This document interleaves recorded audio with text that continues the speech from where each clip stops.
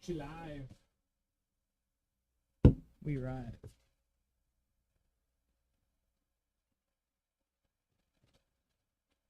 Remember that picture I sent you earlier?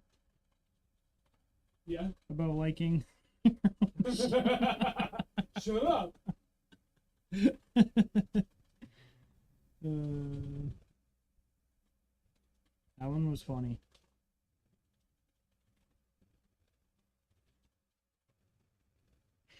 Oops. Hey, it's supposed to be quiet. I know, I'm sorry.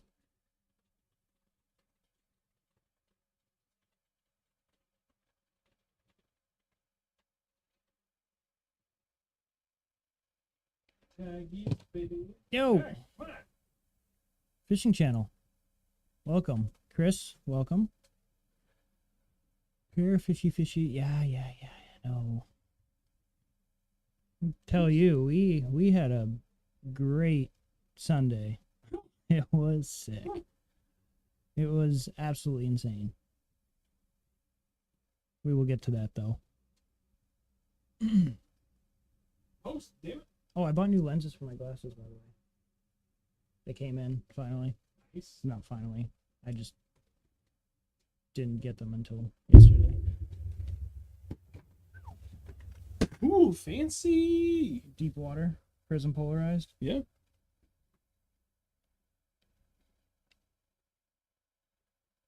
Yeah. Oh, wow. I actually really like those. Yeah. Damn. Fancy. I had them on my other Oh, leaves kneecap. that I had, but I lost them. That sucks. All right, where are we at here? Fishing channel. Hey, buddy. What's going on? We are from southern New Hampshire, very close to Nashville. Fishing mode, Chris Peckham, David Richardson. Hey, y'all. Thanks for joining. As always, I think that camera, I'm just going to shift it a little bit. I feel like my ACL is about to blow out. Don't do that. Yeah, I feel really straight. And oh.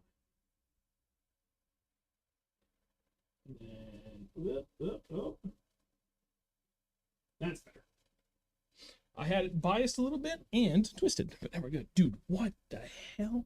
My kneecap seriously feels like it's about to blow up. That's fun. Oh, nice fishing channel. That's cool. I know Nashville very well. Tom, Kevin, how's it going, everybody? Oh, we'll get this started in a minute here. Good morning, Oh my everybody. God, dude. Yeah, I don't even know how to explain it, but it feels like my kneecap is cramping. That's fun. And Mr. Jonathan is here as well. How you doing, friend? You ever heard of Beaver Lake? Yeah, it's right behind John's house. Yes, it is. Mark! Actually, Hey, buddy. in his house. Yes. Bazinga! This is just dirtless around. We're representing Vermont today. No New Hampshire brews. Doing Vermont today. So we'll get going here in about one more minute. We'll kind of jump to it a little bit faster, and in the very near future, I'm gonna end up doing one of those fancy like old school style cinematic like countdowns from like 30 seconds. That'll roll into like a 2-minute video intro, and then the stream will just start from there. So we can have a little bit more structure and like definitive start time here, and it makes it easier when the videos go live on YouTube too. But you know how we do. Like to give people a chance to get in here before we really jump into it. And there's John. Oh no. I forgot to put My mom might be watching, John. Silencio, Bruno. All right. We got the Fresh FXR, my buddy, Slaunch Beast Crew. I don't even know what I... Representing the goods, OSVM. Really representing local now. Oh, you're straight up SVM all around. Yeah. Oh, not anymore. Wait, what's on the t-shirt, though? I like Gray. fish. Oh, Filthy Anglers. Yep. I still have not replaced my Filthy Anglers hat from losing it last summer, and I am upset about that because I really like that hat. This shirt is awesome. I do like that shirt. Just gonna shift this around a little bit. Pop filters all over the place. Tell everyone. He is, dude. He's going ham with the diet. He's got a big jump start on me. How do you get to it? What's going on, Ryan? Thanks for joining, buddy. All right, 5 minutes in. You know the drill. That's when we get started. So, first and foremost, I want to talk about last week because what happened was just absolutely magical. every week, right, we talk about donations, and you can do it one of three ways, whether it be directly through YouTube. They do take a pretty significant cut, but I know it makes it easier for people, so it doesn't matter. Any way you do it, I don't care. It works. And we greatly appreciate any donations that come our way. There's also in the video description below the link to both my PayPal and Venmo, if that's easier for you as well. And the donations have gone 100% into the channel. Like, I haven't bought any fishing gear with any of this. We bought a PC for Andrew. He's still in the process of learning the editing, but we're up and running on that. Well, pretty much getting up and running. And then next, if you can't see it down the bottom corner, we are at $885 out of $1,000 for the next goal. And that next goal is a Sony a6400 mirrorless digital camera. It gets us the body, it gets us the lens, and then I will fork up the rest for, the battery cable, so I can just leave it running the whole time, and then a couple other things that will make it awesome. We'll be able to stream in 4K moving forward, so video quality is going to be amazing. Take the webcam, move it over when we're doing like bait demos, so we can like have it up close, so camera say like right here over the mouse, but that'd be like a bait, so you guys can see it in better detail, and it's going to be awesome. But last week, you guys donated $275, which is insane. That absolutely blows every other stream out of the water by a long shot. I want to take a moment to personally thank John, Joseph, Bob, Ben, Joseph, Mark, David, and Gordy. And I know I said Joseph twice. That was intentional. There's 2 different people named Joseph that donated. Between those 8 guys, $275, which is insane. That's ridiculous. That's by far way above whatever anyone has. Like, I can't even talk right now. It was great. It really was. Like, absolute insanity. So, again, huge thank you. Hold on.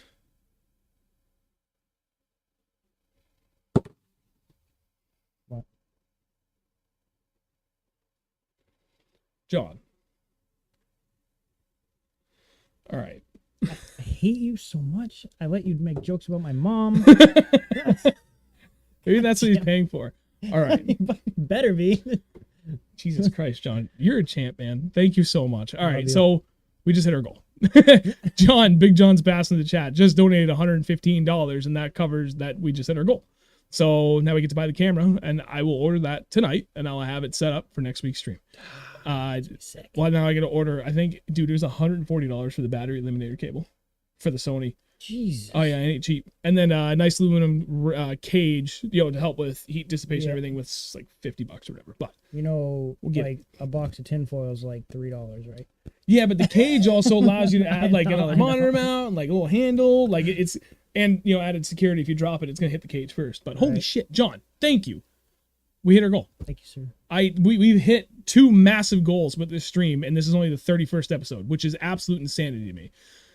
Huge thank you to everybody. John, again, he's by far our biggest donator for this. So, Jesus, thank you. For anybody that doesn't know John, he's the owner of Wicked Custom Rods, based right here in New Hampshire. If you're looking for a custom rod, go check him out. I will put the link in. Actually, John, by all means, put your own link in the stream, bud, in the chat. I will go ahead and pin it there for you too. And it's getting close to ice fishing too, and he makes amazing ice fishing rods. Oh, that's an understatement. It really is an understatement. Amazing is an understatement. These things are ridiculous. One of the carbon noodles. I think that's the noodle. This thing is ridiculous. It's like a carbon fiber acrylic handle, all blue, which is my favorite color. This thing slaps, as the kids would say. Well, I really wanted to say the other word, but I'm trying to keep it relatively kid friendly. This is my own ice fishing rod. It's the only one I have. I'm going to be ordering a second one through him because I just want 2 from one out there, but this thing is amazing. He kills it on the ice fishing game too. Open water, it doesn't matter. Guy makes phenomenal products. So, off to a great start. Eat 6. Step 1, stop watching these yahoos. You're not wrong, but you're wrong. It's E46. It's a BMW thing. Oh, I get it. Go ahead. Pin that for Mr. Jonathan. Thank you very much, sir. What do you say? Jamie. What's ice fishing? Well, I mean, to be fair, we don't really know ourselves either because we only went 6 weeks in between open water sessions this past winter. Yeah, and I spent pretty much that entire time. I think I only went for bass twice. Yeah, and the rest of the time you went. Once was with you and John. Skirt. Actually, I think I went twice with you for bass, and then the rest was for trout. Yeah, it worked out great. Yep. So aside from that, 5 minutes for a weekend recap. I'm gonna just let you do it. You're the one that kind of. I'm pretty sure you had the bag of the weekend. We both caught good fish, but he beat me. Yeah, again. I had never been to Lake Champlain. I've been trying to go. We've been making plans, and then just stuff comes up. I think it was five. I missed 5 times, 4 or 5 times. Yep. Starting with last year, the very first trip. Mm-hmm. Do you remember what happened? No. You slept. Oh yeah. You called me when I was like 10 miles from the lake. You're like, where are you? I'm like, nowhere near you. And he answered, I'm like, sorry. And then I broke my wrist, and then a whole bunch of other stuff happened, and I just missed every single time. And finally, this weekend, I got to go up. This past weekend, I got to go up. And I cannot wait to go back because we absolutely crushed it. It was insane. It was one of the best days. It was the best day, numbers-wise. It was just even the best day of fishing I've had this year. And it was very close to one of the best days of fishing we've ever had. Yeah. like without spawn, that is the most amount of fish I've ever caught in one day. Yeah. That honestly has to be in the top 3 best days we've ever had, period. Yeah. Like we caught somewhere, we didn't even count. I mean, we were anywhere between 70 and 80 fish. And they were all good. There was only maybe a couple that were small. My best guesstimate was 10 or less that were under 2 pounds. Yeah. Think about that. We'll go on the low side. Even if we round down to 60 fish. Yeah. Like going way low in our guesstimate, which I know we crushed that. Yeah. But even if you think we only caught 60, less than like 10 or less of those were under 2 pounds. We had at least 50 fish in the boat that went 2+ pounds. Yep. And we started off with smallies. I went to this one spot. I actually was looking on Google Maps like a couple days before, and I sent him a picture of this island. I was like, hey, we should go check this out. And he's like, oh, actually, that's the island that Dennis told us about. I'm like, all right. So we go there, and we get, how many? I don't know. We were there for probably... I think we fished that spot for... We actually gave it a pretty good go, because like I knew what hours. the potential was there. Yeah, we fished there for almost 5 hours, actually. Oh, yeah, no, because we got on the water at 6:30. Yeah, we were over there somewhere close to 7, and we left it right about 12, a little before 12 o'clock. Yeah, so, and we had between call it 5 15 hours. fish. I think around 15 fish. I think, yeah, it was 15 in the boat, and then I don't know how many you lost, but I know I lost at least 5. Yeah. I think broke lost off a couple. 3. I lost 2 on the way back. I think I missed another couple of them. Yeah. But they were all good. You got us... First 5 minutes, first fish of the day, 4 pound, 2 ounce, smallmouth at 4.2, yeah. 21 1/4 and only went 4 pounds, 2 ounces. Yeah. It was insane. He's like, he gets on the boat. He's like, it's my PB. It's my PB. It was so freaking long. I was like, yeah, I did. It was big. It was really big. And, but we stayed there, Carolina rig, and I don't even know if I got one on drop shot. I caught one. I forgot about when I was posting. I caught one little rat. That was one of the smallest fish of the day. It was on the drop shot. And then the rest were on Carolina rig. We each got one on a jig. Tried jerkbait. Well, I was really trying to just catch a big pike. We had that one follower chasing I was burning my jig back. Yeah. I was like, look at the pike, look at the pike, look at the pike. It was huge. Then I took a poop on the island. And then... It's the second time that 603 bass has pooped on that island. Team 603. Poop pals. Yeah. And then we fished there for... This is just one spot we fished. So it's just, I don't know, maybe a 100-yard stretch that we were fishing. Yeah, I was going to say about 300, 400 feet maybe on the high side. Yeah. And then we ended up switching gears at noon for largies. And we come up to the spot where we thought we were going to be punching mats, and there was nothing to be seen. And then we went in further, and we're like, oh, wait, there's one. And then we turned around, and then they had all... Just shifted. Yeah, like shifted, hard. and then kind of died out, like kind of went away. But then we found a bunch of mats. We worked between 6 and 8 mats for another 6.5 hours, and we absolutely destroyed. It was insane. Our best fish, our best 5 fish limit for each species. So for smallmouth, we had was over 18. It was just like over 18 pounds, 4 ounces. Yep. If memory serves correct. and then for the best 5 for largemouth was just over 20, right? Yep, hair over 20. A hair over 20, and for Best both, 5 mixed species. it was a 21. Yep, it was like 21 pounds, 1 ounce or 2 Yeah. ounces. I forget. I did the math earlier today and I already forgot. It was insane, absolutely insane. It was just one after another, after another, after another. And we both went live, and as soon as we went live, he went on YouTube and I went on. I think it was just Facebook. You were on Facebook. I was on Instagram. Yeah, I think we went 15 minutes before we caught a fish, and that was no joke. Well, for the largemouth bite, that was the longest lull we had in between bites, and we thought it was just done. And then all of a sudden, we cracked a couple. yeah, it was cool. I mean, we were not even exaggerating. I was taking the 2-ounce tungsten weight with a 5-aught hook and casting it straight up as high as I could. I'd say, dude, we were getting that 60, 70 feet up in the, if not more. You had like a perfect lob on it that I remember like flipping mine like 40, 50 feet in the air. I'm like, yeah, dude, that's a high. And then you just got that cast down perfect. I'm like, is it? Holy shit. I'm like, wow, that was really high. And then it just comes down and just goes right on top of the mat. Like, doesn't go anywhere. Doesn't go through. No, that was crazy. It was insane. It was the funnest punching mats. If you've never done it, go do it. It is the funnest thing you'll ever do. Oh yeah. You need heavy stuff though. Like I was using my swim bait rod, which is rated up to 12 ounces, and I had that thing bent over. Like that's the most I've ever bent that rod over. Yeah. Ever. It was insane. That was by far one of the funnest days of fishing I've ever had. Mm-hmm. I've had some really fun days, but it has to be.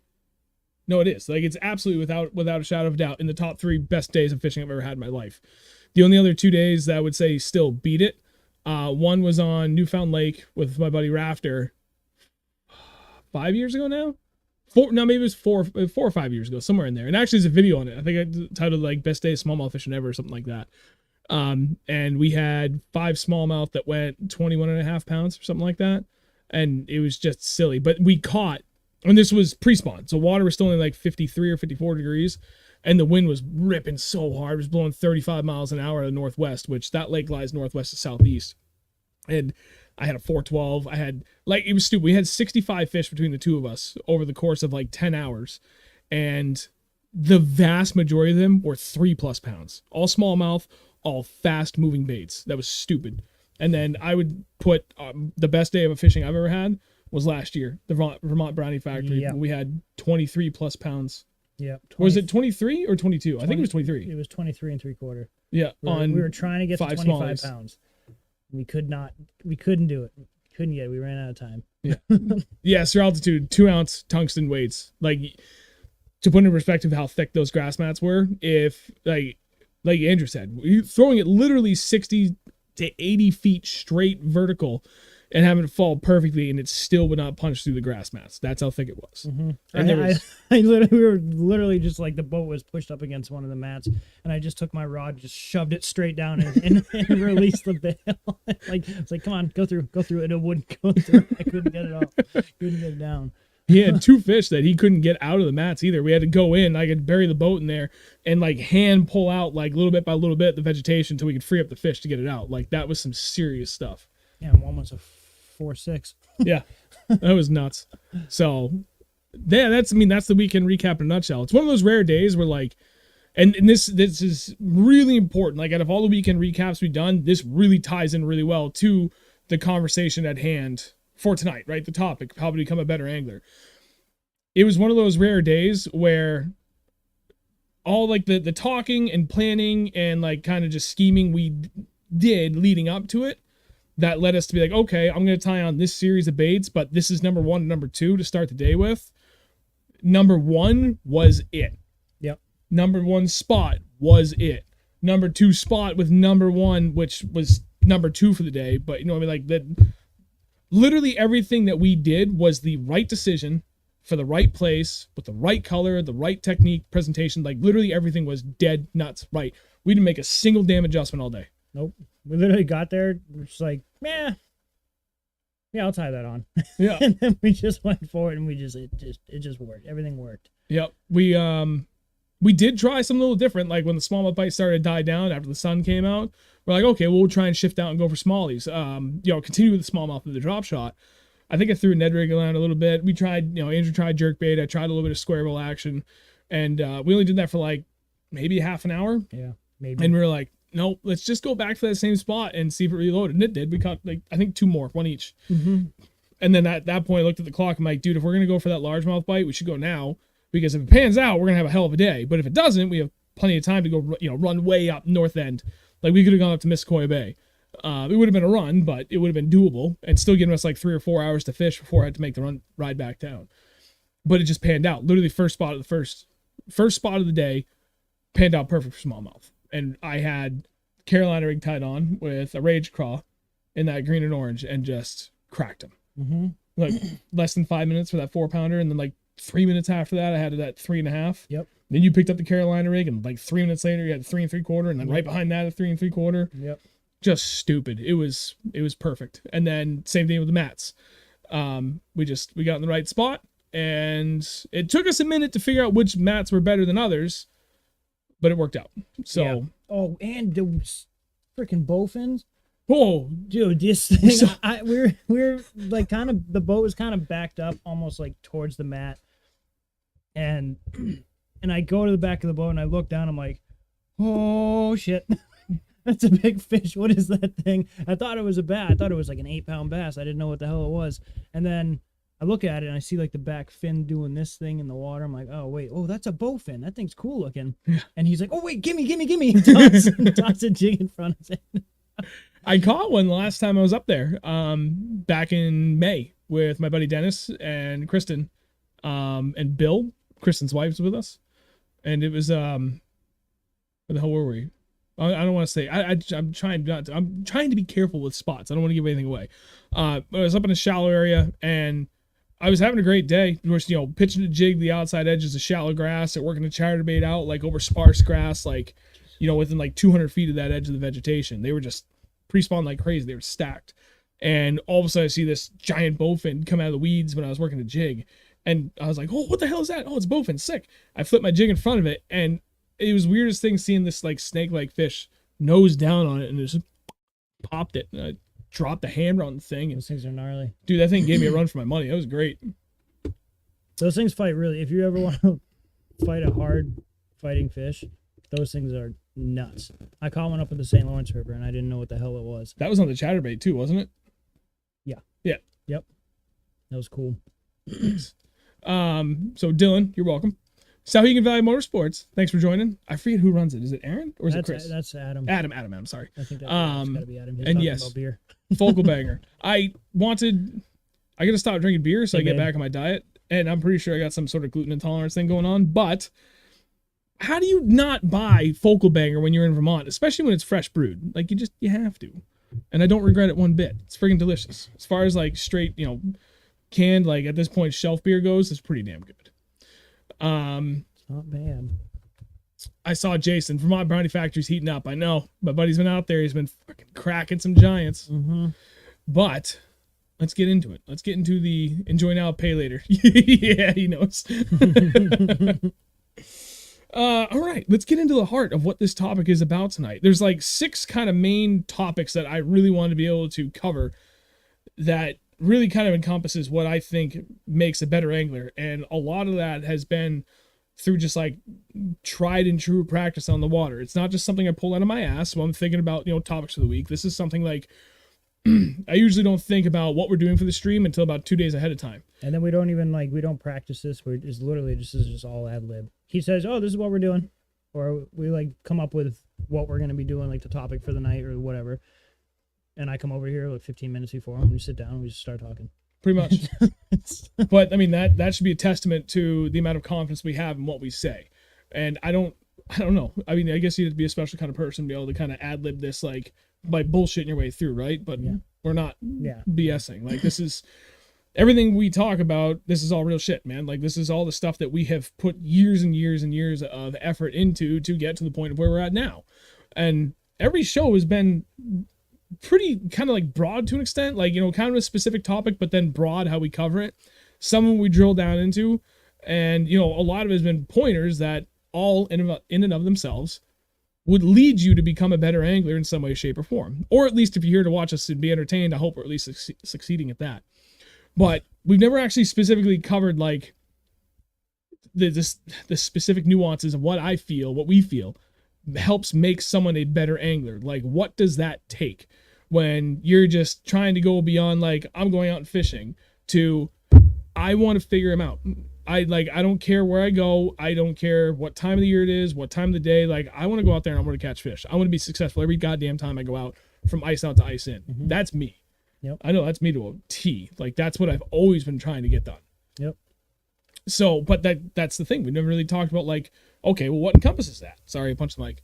Like, what drove us to get to that point? I mean, we've been doing it for so damn long that it's just second nature now. Yeah, it's totally ingrained. Like, a lot of these things that we maybe not necessarily, I wouldn't say we take for granted, but it's just, to your point, it's so second nature, so ingrained that we don't think about what we're doing. It's just part of our daily habits. Right.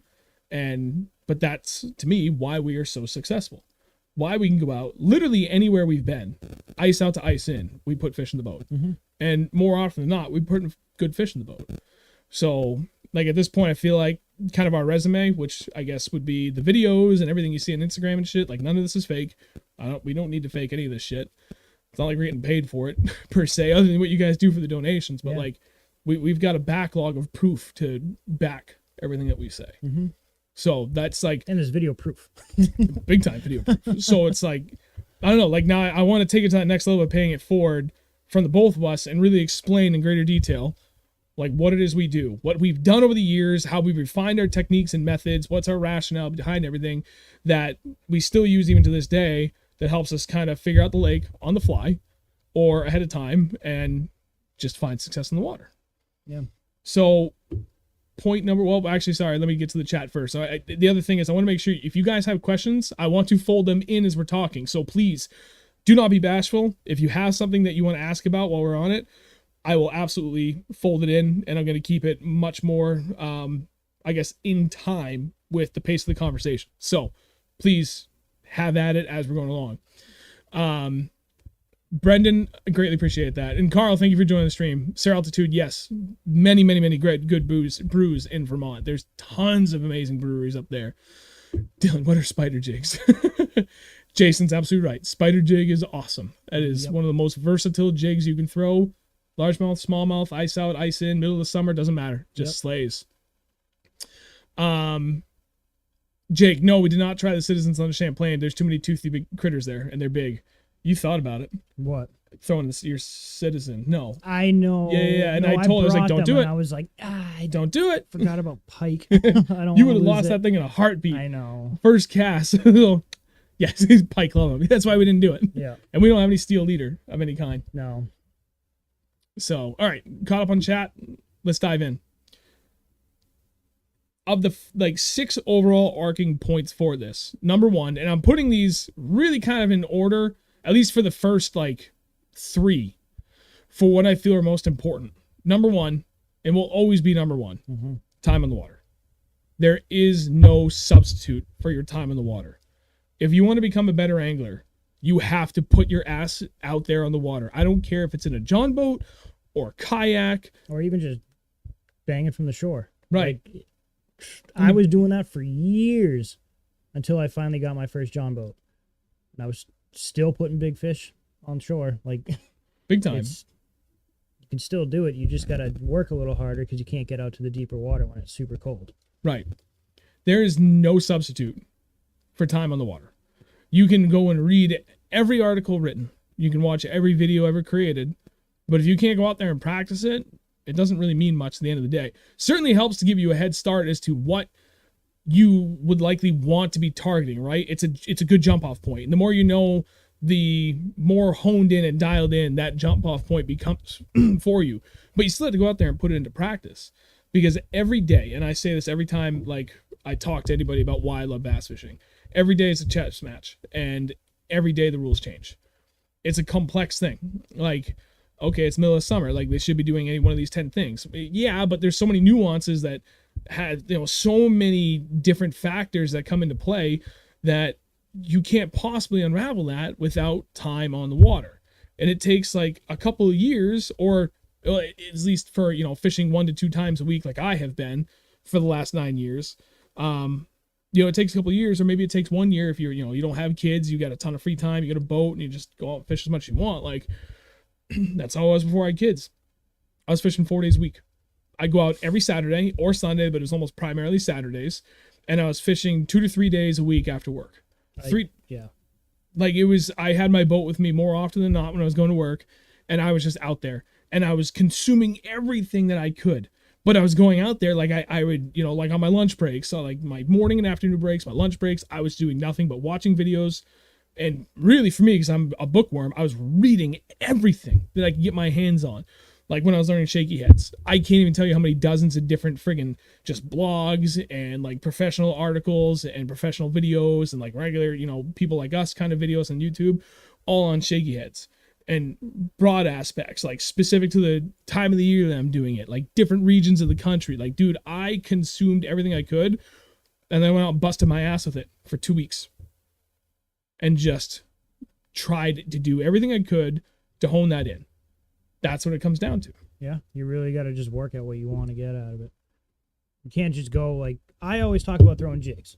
I love throwing jigs because it was really the first thing I threw when I started bass fishing, like strictly bass fishing. It took me a while to kind of figure out how to work it, but then as soon as I figured, when I got my first fish on it, I was like, oh, all right. And then I got another fish on it, and then I got another, and they started getting bigger, and I was like, all right, I think I'm going the right way with this, and it worked out. And that's pretty much how I learned how to. When I learned how to fish jigs, I would told myself, I was like, all right, well, I'm just going to do the same thing with every other lure. Just work at it and work at it and work at it. I mean, we put thousands and thousands of hours on the water. It's like, it's probably yearly. Like, honestly. Yeah. I used to fish 7 days a week, and 6-7 days a week for, I don't know, I'd go out after work for like 3 or 4 hours every day. And then the weekend, Saturdays would be, I'd go out all day, either by myself or meet up with him and our buddy Josh. Or Sundays, we meet up and go out. And if I wasn't fishing with them, I'd be out either walking the bank or trying to find somebody with a canoe or whatever. Memo. Yep. Well, memo all the time. Yep. And just takes a lot of time to figure out how things work. Right. And the most important thing is, out of all those trips you did, how many were like short trips? 3-4 hours or less versus our all-day trips. Yeah, a lot of them are short trips. 4 to 1. Yeah, it doesn't take a whole day for you to go out and maximize your time in the water. Like I said, we were fishing 3 to 4 days a week from pretty much 2007 until 2012 when my first kid was born. And then honestly, there was a couple of weeks where we were fishing like 5 times a week because there were so many things that we wanted to learn and want to get better at. And because I had that extra free time on my hands, and my wife was just freaking awesome. She still is awesome about it. All right, I want to learn swim baits, right? Like swim jigs and swim baits. It's something I really wanted to learn as I was getting into like, quote unquote bigger stuff. And this is like 8 years ago now. And knowing like prime conditions, right? Like spinner baits, I love going out when it's windy and cloudy and, just, insanely rough out there. I get a day during the midweek where those conditions would align perfectly for whatever technique I had in mind. And I go out 3 straight days because I may only get out for 2 hours each of those 3 days. So a total of 6 hours, but that's still, even if I only went out one day, that's 2 hours of fishing a new technique in like prime conditions. Is it easier? Absolutely. But it's a confidence booster. And just to know, like, okay, yeah, like I did this right and it was ideal conditions, but it doesn't matter. I did the right thing and I found success doing it. And that alone was a confidence booster for me to take that new technique I was doing and just knowing that, like, okay, in other conditions, it should still apply, even if they're not ideal. But like, I know it works. I know what to expect. I know how to work it, adequately to make the action work that I've wanted for. If I get through muck or if I'm climbing over rocks, like, based on my setup, like how am I going to effectively work this, things like that. So like it makes it a huge difference just even go out for 2 hours. Like you can get a lot done and learn a lot in just 2 hours of fishing, especially if you just pick one thing to work on. Mm-hmm. And that in and of itself is huge. Even if it's just one thing, doesn't matter. You don't need to learn 10 things in one season. Pick 2. Pick 1. Master that one thing. And then next season, pick the second thing. You know, like find a groove that works for you, but make time on the water to go out there and actually do the damn thing. That's the biggest thing I can say. That's number 1, without a shadow of a doubt. Yeah. I mean, we wouldn't have learned or be where we are now without putting time on the water. Right. At all. Not even close. If we just came on here and be like, well, we went fishing a couple times and want to talk about fishing, this would not have gone the way it has gone for the last, I don't know, how many episodes are we at? 30 something? This is 31. Yeah. We probably would have made it 3 episodes. Maybe. Right. The first one probably would have been it. So that's the big thing. Rolling into number 2, it's kind of an expansion. Well, I mean, everything in this list of 6 is an expansion from one to the next. But number 2 is information gathering. And that ties in a lot to what I just said a minute ago, right? You have a thing. I don't care how it came up. Maybe you saw something on Instagram or TikTok or some shit. You're watching the Elites or FLW. Well, it's not FLW anymore. MLF, whatever, right? And you see somebody doing something. You're like, God, you know what? Like, I bet you that would work on my thing. Doesn't matter. Wherever you got that initial just trigger in your brain, like, technique, I'm intrigued. Do everything you can to read everything up about it. And now there's just flooded information. And you have to put in a little bit of effort to kind of weed through, like, you know, the crap and find the good stuff. But it's really not that hard because there's got to be if there's 10,000 articles, videos, and blog posts total, right? For fishing a jig, probably 7,000 of those are going to be good and worth your time. You know, like there's still, the majority of it is good information. So you really kind of can't go wrong. Just be mindful of what you're reading. And more importantly, now there's so many people that have been doing this for the last 10 years that, you know, they're starting to become a bigger pile of resources that are more specific to our regions. I mean, obviously we're doing this because we're trying to service not only New Hampshire and the Northeast, but literally the entire northern half of the country. Yeah. There's a lot of them big fish, like big channels and stuff are like from, I'd say, like North Carolina across the country south. Right. So like anything down south is a lot because honestly, it's harder to catch fish up here. It's harder to catch big fish up north. It definitely is. But I mean, who's the what was I going to say? Wired fish and tackle bass are pretty much the only two. If I ever have an issue with something and I cannot figure it out to save my life on my own, I go to wired to fish or I go to tackle bass. Those are the only two that I go to actually try and like learn because they are very good at going through in depth to tell you like this is what it does, this is how it works, this is what time you should throw it, when you like how you should throw it, and everything.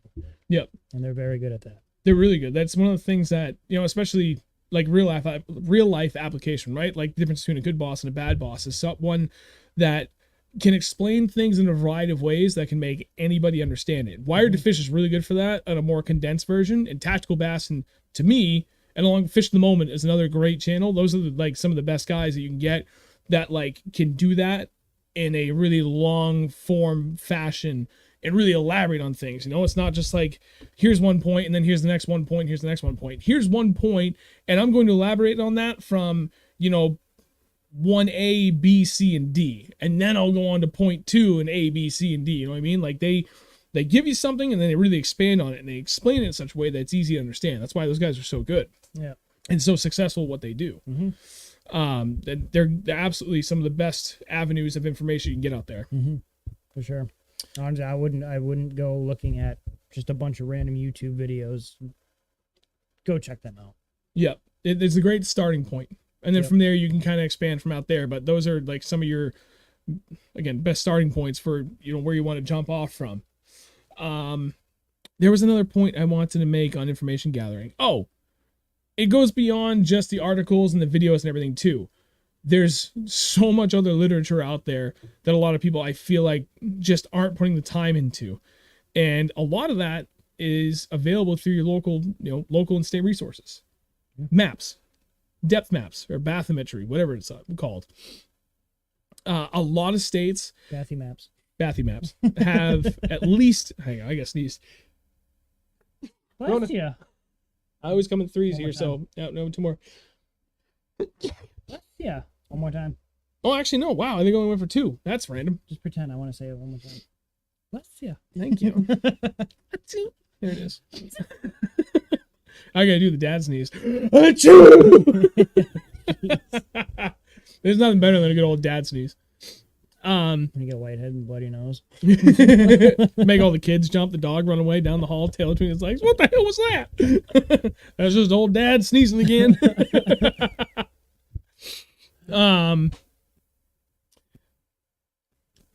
Where were we? Information gathering. There are like a surprising number of states that actually have at least the like basic information for a lot of your local lakes. Or pretty much like if there's some form of public access on your lake, there's likely some form of information either from the town itself on the town website or through the state fish and game department or inland resources. It varies from state to state. Like I know there's like the Maine inland fisheries. New Hampshire, it's just New Hampshire Fish and Game.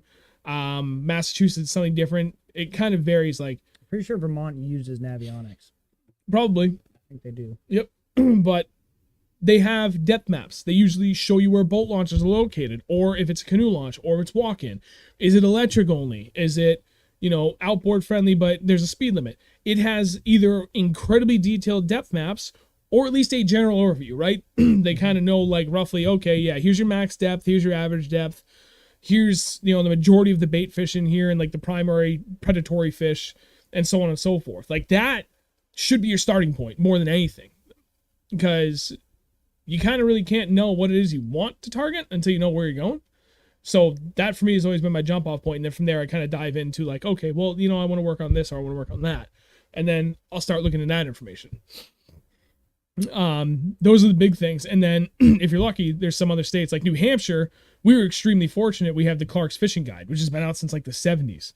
And that guy would actually go around to like every lake in the state and go fish it. And he'd like, write a little blurb, like a kind of like a rating on the boat ramp if it was accessible by like, car top only or, good turnaround or crap turnaround, make sure you have 4-wheel drive. And then like a little, run a note. It's like, good largemouth, not so much smallmouth, things like that, New Hampshire has that. I don't know if any other state has something like that, but something worth looking into. There's information like that. There's blog posts like, guys, these older guys that are, tournament anglers, when the internet kind of started blowing up in the 90s, they're like, oh, I'm going to talk about all my fishing stuff.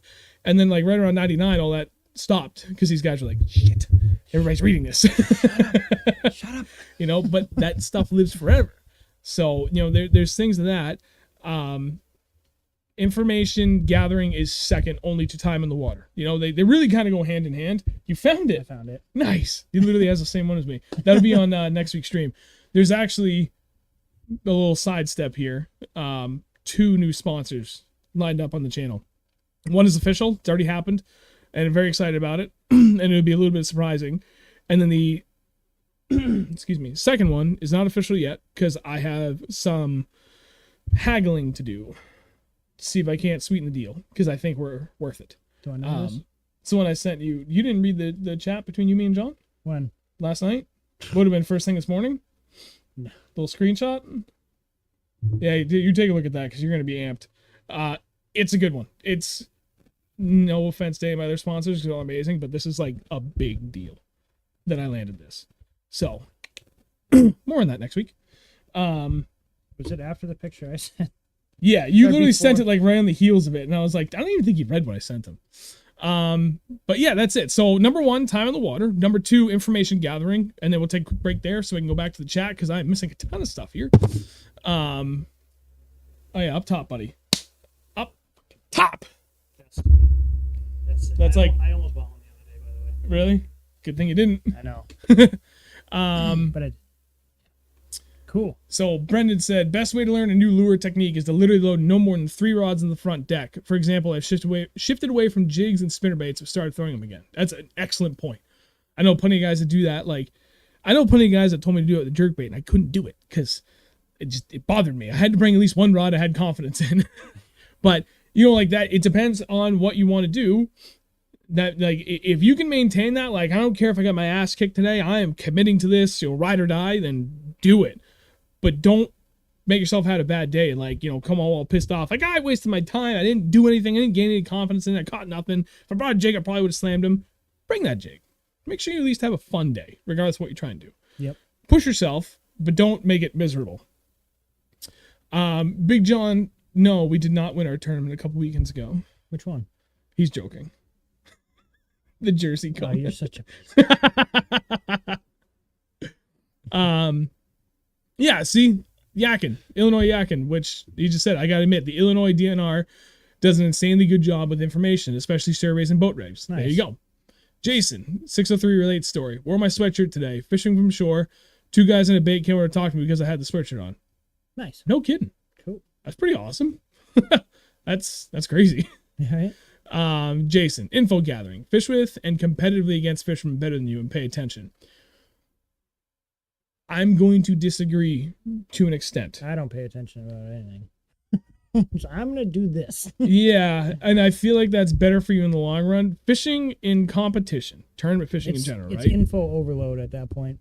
That and the information you get, you cannot rely upon, because I know a lot of guys that go out of their way to present or portray false information because they're that competitive. And then the rest of them won't even talk to you. Yeah. So A lot of guys just don't even talk to you. no, because that's all those types of anglers care about is winning their local tournaments, Guys that live on Winnipesaukee or live on Squam or live on Newfound, like that's their thing. They want to always win on that lake. So And they're damn good at that lake. they're damn good at that lake.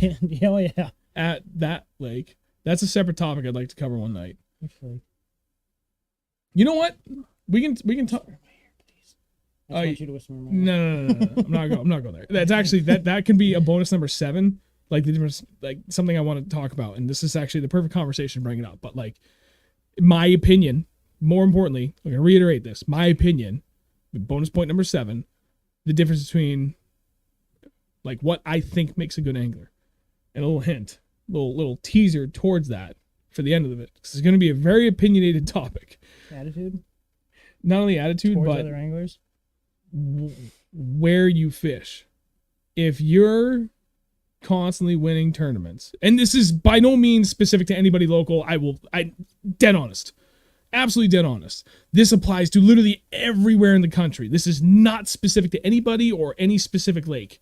Just it's something that like I see in forums, and I'm like, I wholeheartedly agree with this. So what constitutes a good angler? Do you think somebody that is well traveled and well rounded can go out, maybe not catch a giant sack everywhere they go, but can catch fish from like any body of water any time of the year? Is that a good angler? Or does constant tournament wins on the same 3 ponds that they only fish for the last 30 years make them a good angler? My perspective on that has shifted. More on that later. John, dang him up late. What's up? Oh, hey. And yes, thank you for the congrats on the epic trip. That was insane. Keith said you don't pay attention. Yes, he does. I agree with you. He does. Oh, Nate, what'd you say? Oh my God, the chat. Sorry guys, we're getting there. Nate, Andrew's hands down the worst phone user I know. Yup. Oh yeah, I'm horrible at it. I can't have a girlfriend because of it.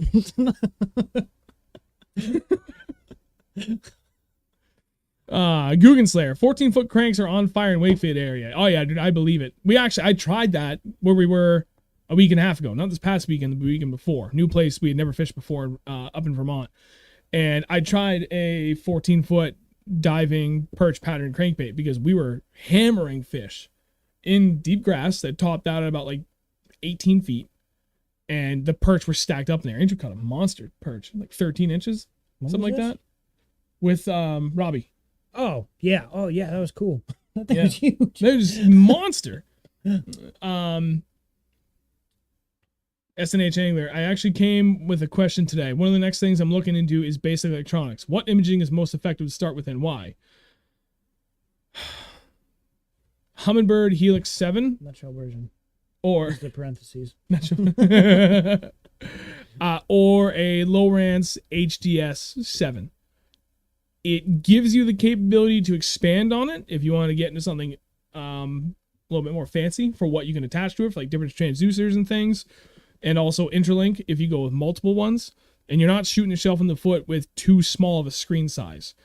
We actually cover that greatly in depth if you want like the big version with Steve Estes, which is the owner of Bass Fishing Electronics based right here in Auburn, New Hampshire. Literally just covered electronics. So if you want the deep dive, it's in there. But I do recall that was one of the conversations we had was like what you just asked, Keith. Right. That's what I remember from it. So that's what I'm going to say. Ronald, is a jackhammer chatterbait worth the money over regular chatterbait? Yes. Yes. That's all you need to be here. Yes. Ba-da-ba-ba-ba-ba. Mark, I'm going to dedicate next year to jig fishing. I need to learn how to use them. Yes, you do.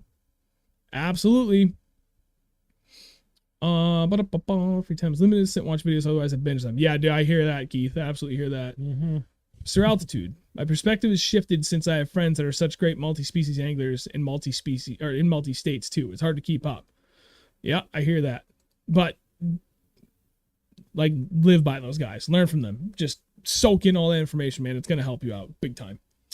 And then Dylan. Oh, hey, Dylan. He's one of my high schooler kids. Oh, no shit. Hey, That's congrats again on making the cut for the state championship. Yeah, dude, congrats. Right? You guys killed it that day. That's awesome. So the leader knot, if that's what you want to tie from braid to your leader, is the Alberto knot. Look it up. I promise it's easy. 7 to 10 wraps up and then loop it back up and the same number of wraps back. Try and go in those gaps so they, like crisscross nicely. Make sure that if your line came in from the bottom and up, then the tag when it comes back goes from the top down through. So it follows the same path. Wet it, cinch it, clip it. Good to go. David, been watching on my TV and use my laptop to order lure blanks to paint over the winter. Found DRT Clash knockoffs for $8 each. Damn. Buy me one. Right? Oh, Dylan, sorry. So that was the leader knot and then Palomar knot and leave the tag long. Tie your Palomar, leave your tag 14 inches. You can trim it after. Take the tag, loop it back around so hook point is up like this. So eyelet, hook point, tag goes back through the top and down. So that way when you pull it tight, the hook point is always up. Don't forget that. Coach said so. Coach Snover. On top of it. And then Brendan, last question. I want to get back to this topics. No, I haven't used the stealth blade yet, but was it you that showed me that video of the two of them side by side? Yep. I meant to buy some because I thought they would do a lot better in the summer, and I never did. I didn't. So I was literally looking. I was at Joe's the other day, and I was looking at him. I was like, nah, I don't need it right now.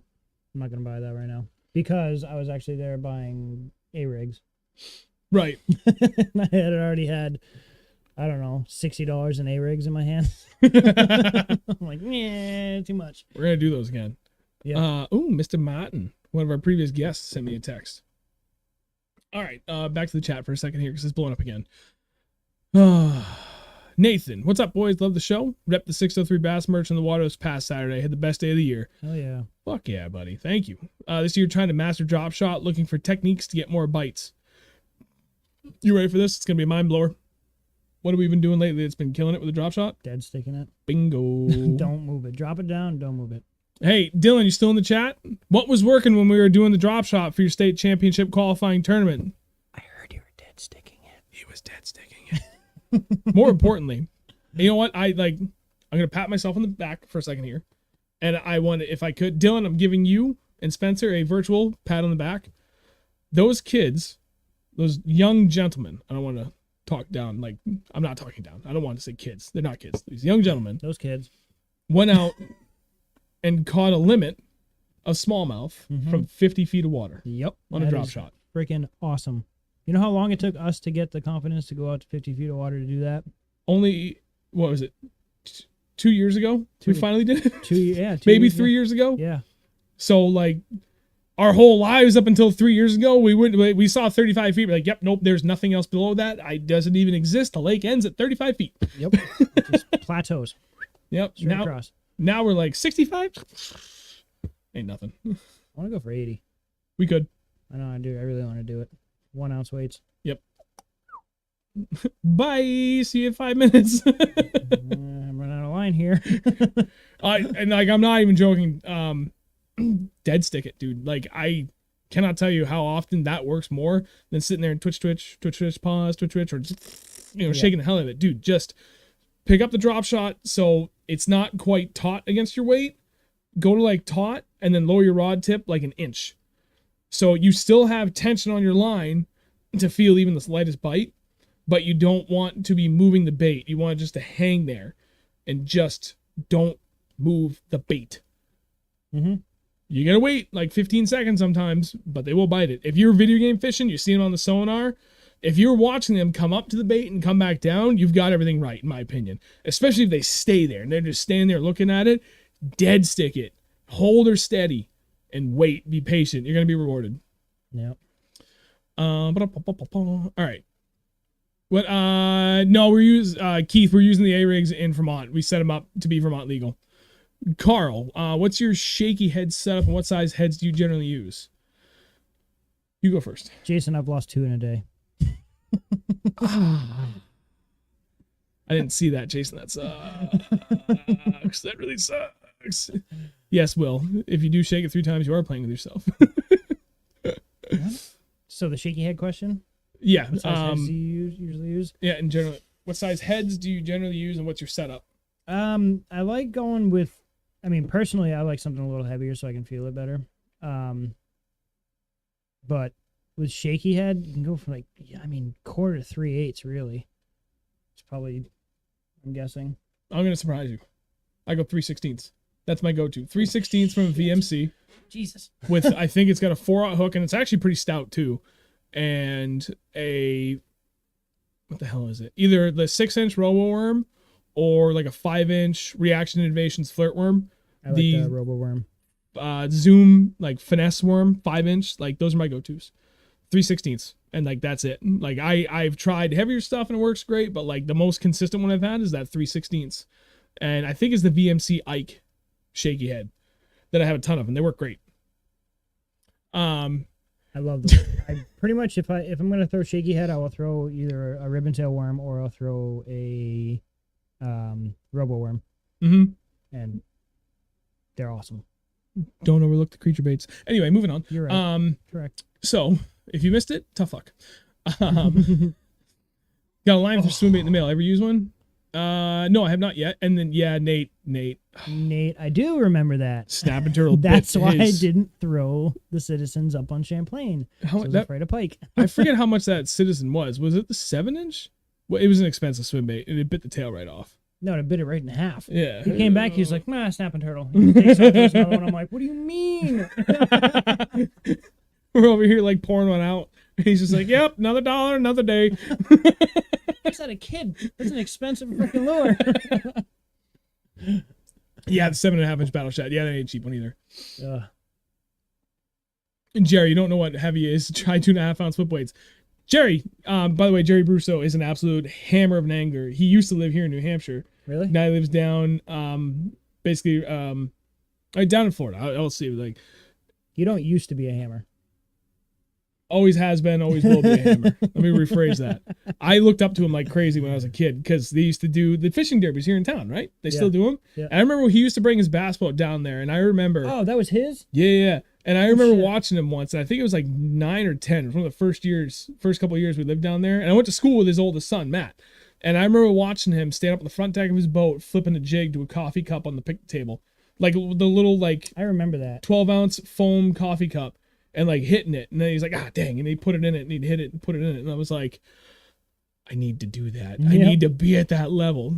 Jerry, I don't know if you remember that, but I still vividly remember that. I remember somebody doing that, like casting around off the front of the boat. But anyway, so Jerry, the beginning of the stream, we were talking about this past Sunday, we were up on Champlain. We were fishing 2-ounce tungsten weights. Honestly, we needed 2.5-ounce, maybe even 3-ounce to get through those mats. No joke, we were throwing it 60 to 80 feet straight up, and it still couldn't get through all those grass mats. That was crazy. But it was okay, because we didn't need to. As long as you could, like, punch in through, like, the first 6 inches, and, like, we actually had better luck pitching it, so it hit and hopefully kind of go at an angle and just tuck in a little bit. Every time we did that, we got bit, to the tune of 60 fish out of 60 grass mats the size of my truck. Mm-hmm. It was awesome. He does remember. That's awesome. Nice. That's crazy. It was all so right. freaking long ago. Yeah, it was. I was in diapers still.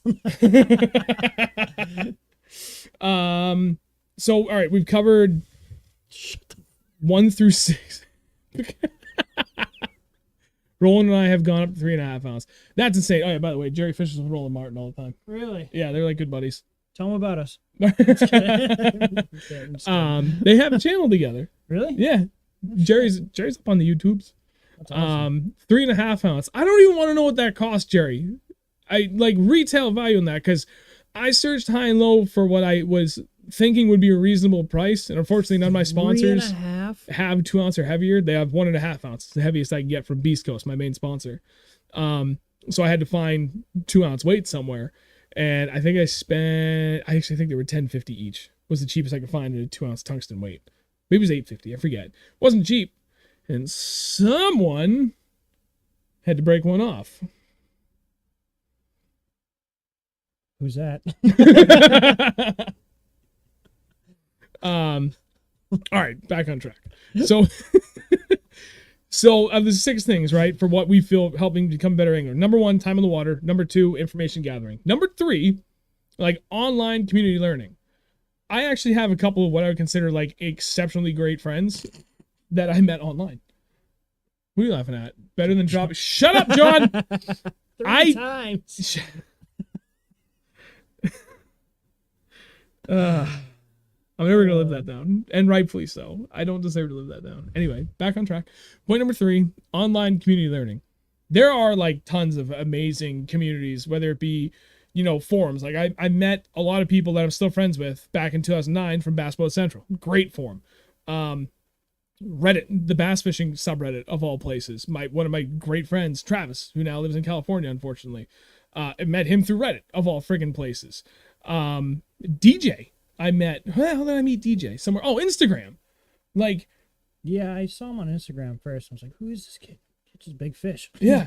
And like, there's a lot of great people and great communities online that you can lean on.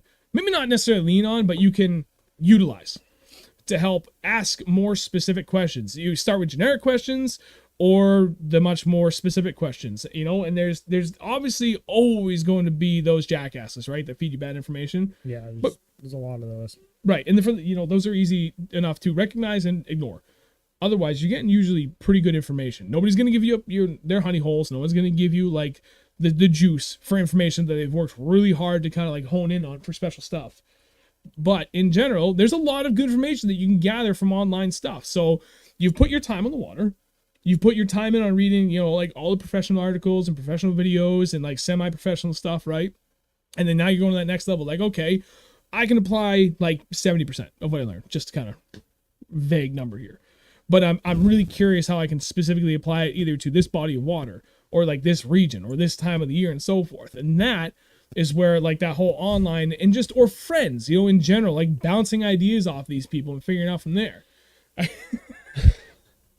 That was you the first time. Oh, backing up really quick. Sorry, Jerry, I missed your comment. We use a 2.5 on the bottom and a 1 on top with the skirt to hide the second one. Damn, that's a good idea. We are dumb. No, he's smart. He is. He is very smart.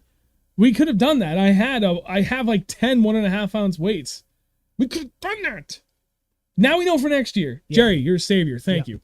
That's awesome. And then who did I miss? Oh, Kyle, thanks for joining, buddy. It's okay you're late, as long as you're here. Yeah, and Andrew does throw rats into trees. I'm sorry, what did you say? That you did it once, or that he did it first? No, he did it first. Okay, I was gonna say, what happened to that brand new... I just bought us brand new rats. And the first... Well, no, I was like the second or third time out we had them. We're going to fish this one particular spot where it's been good to us in the past, but this year has been absolute dog crap. And he's like, it's pitch black out. I got my light, and he's like, yeah, I'm just going to... just see it sail into the woods. It just disappeared. All you hear is... Like, well, go ahead. You throw whatever you got, and I'll just wait here. Launched it into the friggin' Narnia. Oh, wait. No. No, you're right. Make Jeff climb a tree to get it. Yeah, you're right. Okay, you're right. Nate, forgot about that.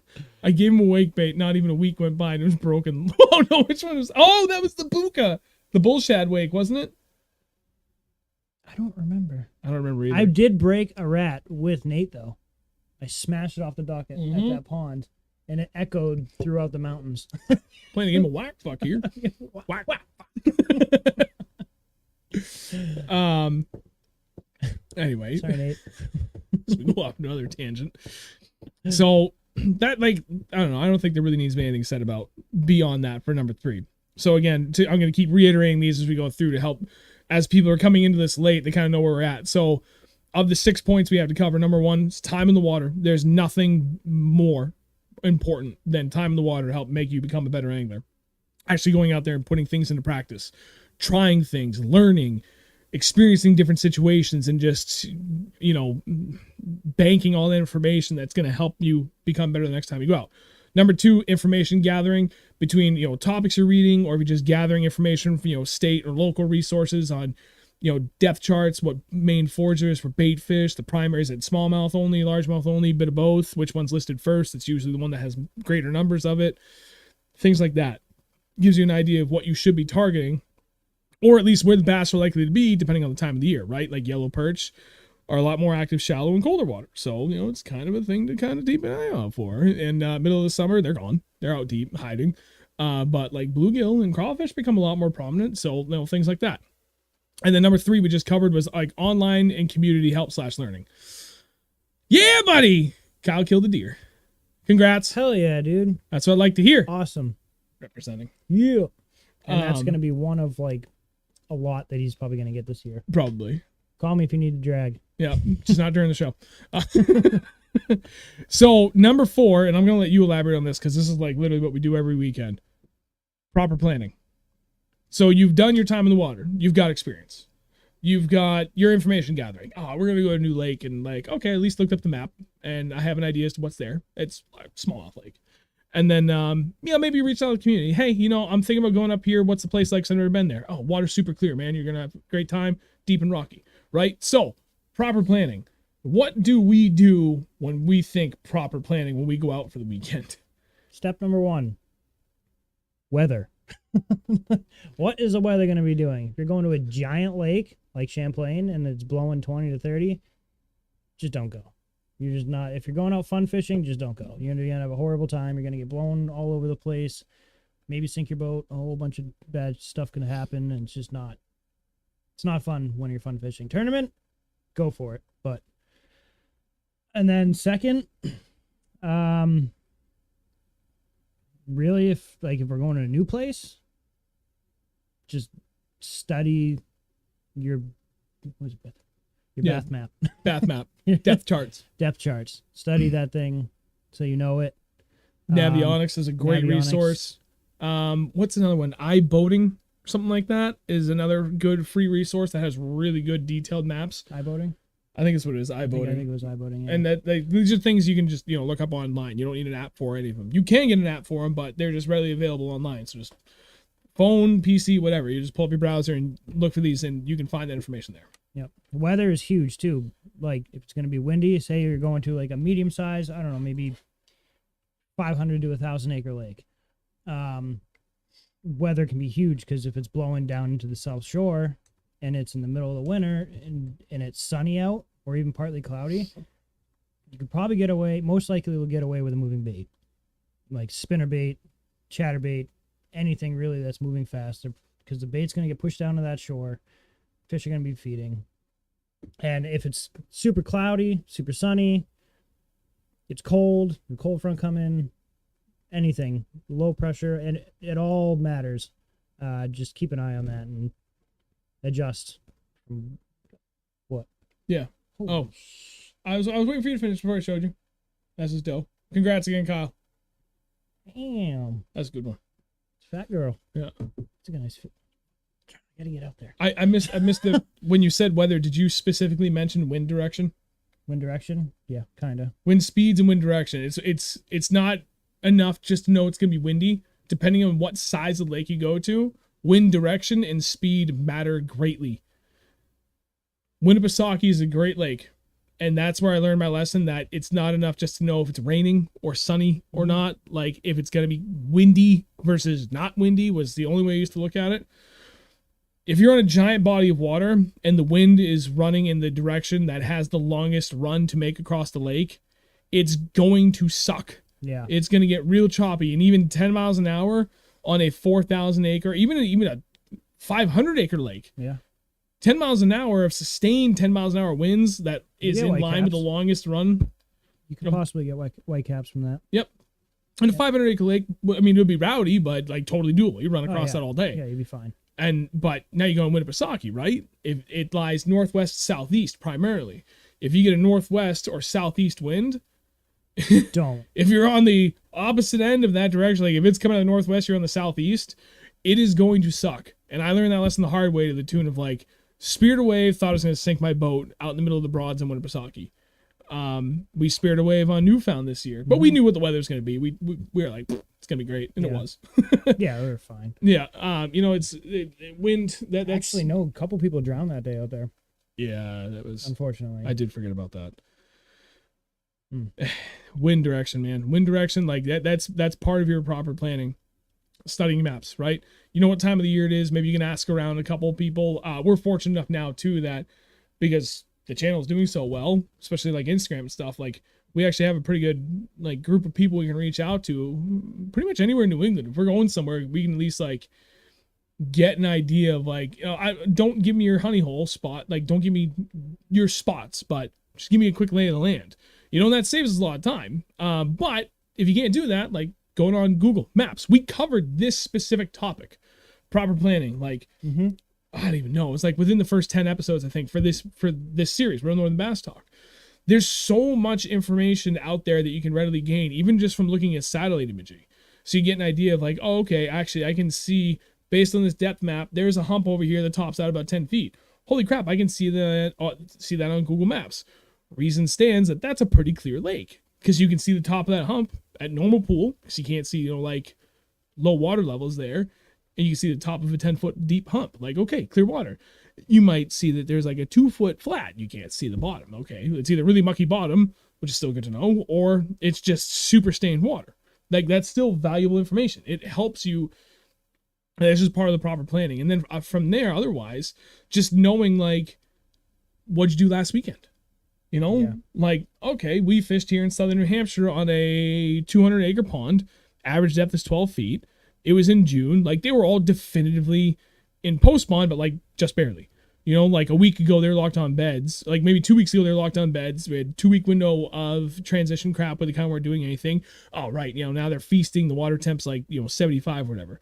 So, okay, if I know I'm staying within that relative area of New England, or like, that area of the northern half of the country, I'm going to find kind of the same situation for a lot of other lakes of that size around this elevation.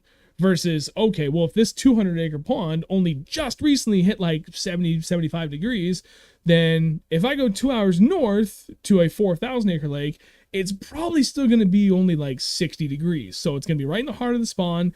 Whether you like that or not, like, you plan around it, right? That's part of the proper planning. And then just thinking back on things we've done in the past, like knowing, right, so this time of year, like, these colors usually do good. But we've been all over the place. We've killed them up shallow in Texas rig. We killed them out deep on a jig. We've killed them out, just bombing crankbaits around hard structure. So like, okay, well, we've done everything. So I'm gonna do everything. I'm gonna plan around all those things and tie all those things on, right? That's kind of with the whole proper planning thing. And then just having an idea of, okay, if those top 3 things don't work, like, what's our next plan, right? Like with Champlain this weekend, we knew we wanted to catch smallmouth and largemouth. So our proper planning went into doing both. I brought every rod that I owned with me, and I had all my finesse stuff set up 100% for smallies, and those are the only things on the deck when we started the day. And all my heavy duty stuff for largies were in the rod locker. Didn't even look at them, because I was like, you know what? This is plan number A. We know we want to catch smallmouth. So based on this time of the year, I know water temp is going to be about this. They should be at this kind of transitional area. Let's hope for the best and swing for the fences. And it just worked out. Yep. But we had a backup plan, because it doesn't always go as well as you plan. No. So being flexible is part of that proper planning. As well as you plan. No, you're right. You always got to. I always look back at we fish a lot. So the last time we fished could be a couple days before, or at most like a week before. Was look back at the last week you went and make adjustments from there. Yeah. How's your back doing after? Oh, pulling the deer. Oh, yeah. Or is he talking about when we speared that wave? Oh, yeah. That actually wasn't too bad. John, thank you for linking that video. No, the only thing that really hurt was my face from my sunglasses being smashed into them. Dude, I was laughing so Yeah, I live forward and like giant puddle of water pours out of my hood. That was awesome. And Kevin, do you get a New York or Vermont fishing license for Champlain? I think you have to have both. I don't think it's reciprocal, but I could be wrong. Aside from that, like being flexible on your colors that you have too, right? Especially now, this time of the year, depending on where you go in the forage, like what color your baits are that you present. Like, yeah, it might be a jig bite, but you might need a little more or a little less orange in it because the craws up here in the North Country are starting to molt. They're getting into that next transition of like a major color change. Mm-hmm. So depending upon like a ton of different factors, most of which I probably can't even name, it might just be like all green pumpkin with a couple of splashes of orange on it, or maybe like 90% orange. You know, it's you have to be flexible with your colors. Like right now, I've got like, dude, my boat was full to the brim of pretty much everything I own for gear, for trailers. Yeah, pretty much had everything in there. Yeah, we had the right color tied on from the get-go, but I had everything on opposite ends of the spectrum covered, from like a brown to bright green pumpkin all the way to black. Like, wasn't sure where it was going to be because I know it like can kind of cool off pretty fast. But we got lucky in that our proper planning, knowing everything we've known in the past, like we just picked the right color from the get-go. So it worked out great. So that's kind of like, I don't know, was there anything else that we would put into that point of proper planning aside from like weather's big, wind direction and speed is huge. Mm-hmm. That I would say that's more important than anything else. Like, who gives a shit about rain, sunny or cloudy? Like, that certainly can make the difference between like a really good day or not so good day. But wind direction and wind speed should always be number one to look for. Cloud cover. Yep. Cloud cover's huge. Do your research on like what information is available. You know, kind of go back to information gathering. Right. Go on maps, search around, get everything tied the night before for when you know what you want to do. Maximize your time in the water. You know, what are you doing at 9 o'clock at night the night before? Probably sitting at home. Screw that. Get your shit ready the night before so that when you get on the water the next morning, you're ready to rock. You have more time to break down the water and figure out what they're doing and just start fishing. And then if it doesn't work, okay, well, you didn't waste any time in the water tying all that crap to then have to retie it there until the same time. You know, just get it done the night before. Right. That's part of proper planning, in my opinion. Yeah. I think that would be the extent of that. And then, so again, recapping. Number 1, time in the water. Number 2, information gathering. Number 3, like online / community / like friends helping you, you know, like kind of digging a little bit deeper into specific techniques or colors or like, you know, maybe just conditions for certain lakes at different times of the year. It kind of like just getting that next level of information. You've already done the bulk of the information gathering. Maybe somebody else can help with one little nugget to help get you that much closer to the right answer, you know, before you go. And then number 4, proper planning. Number 5, I actually would almost put this should be number 2 in my opinion, because it's that important. But I guess sequentially this is why I did it this way, because you gotta do all this other stuff. But number 5, extreme attention to detail while fishing. Oh yeah, that's huge. That's like literally all we do all day. That's literally fishing. How do I usually put it to people? When we're out fishing, it's 50-50. 50% of the time, we're taking our shit seriously. We're talking through like literally everything. And that's what we're going to expand upon this, right? That extreme attention to detail while fishing. And then the other 50% is usually just like your mom jokes and bad puns and movie references. Yeah. Give your balls a tug. Tit fucker.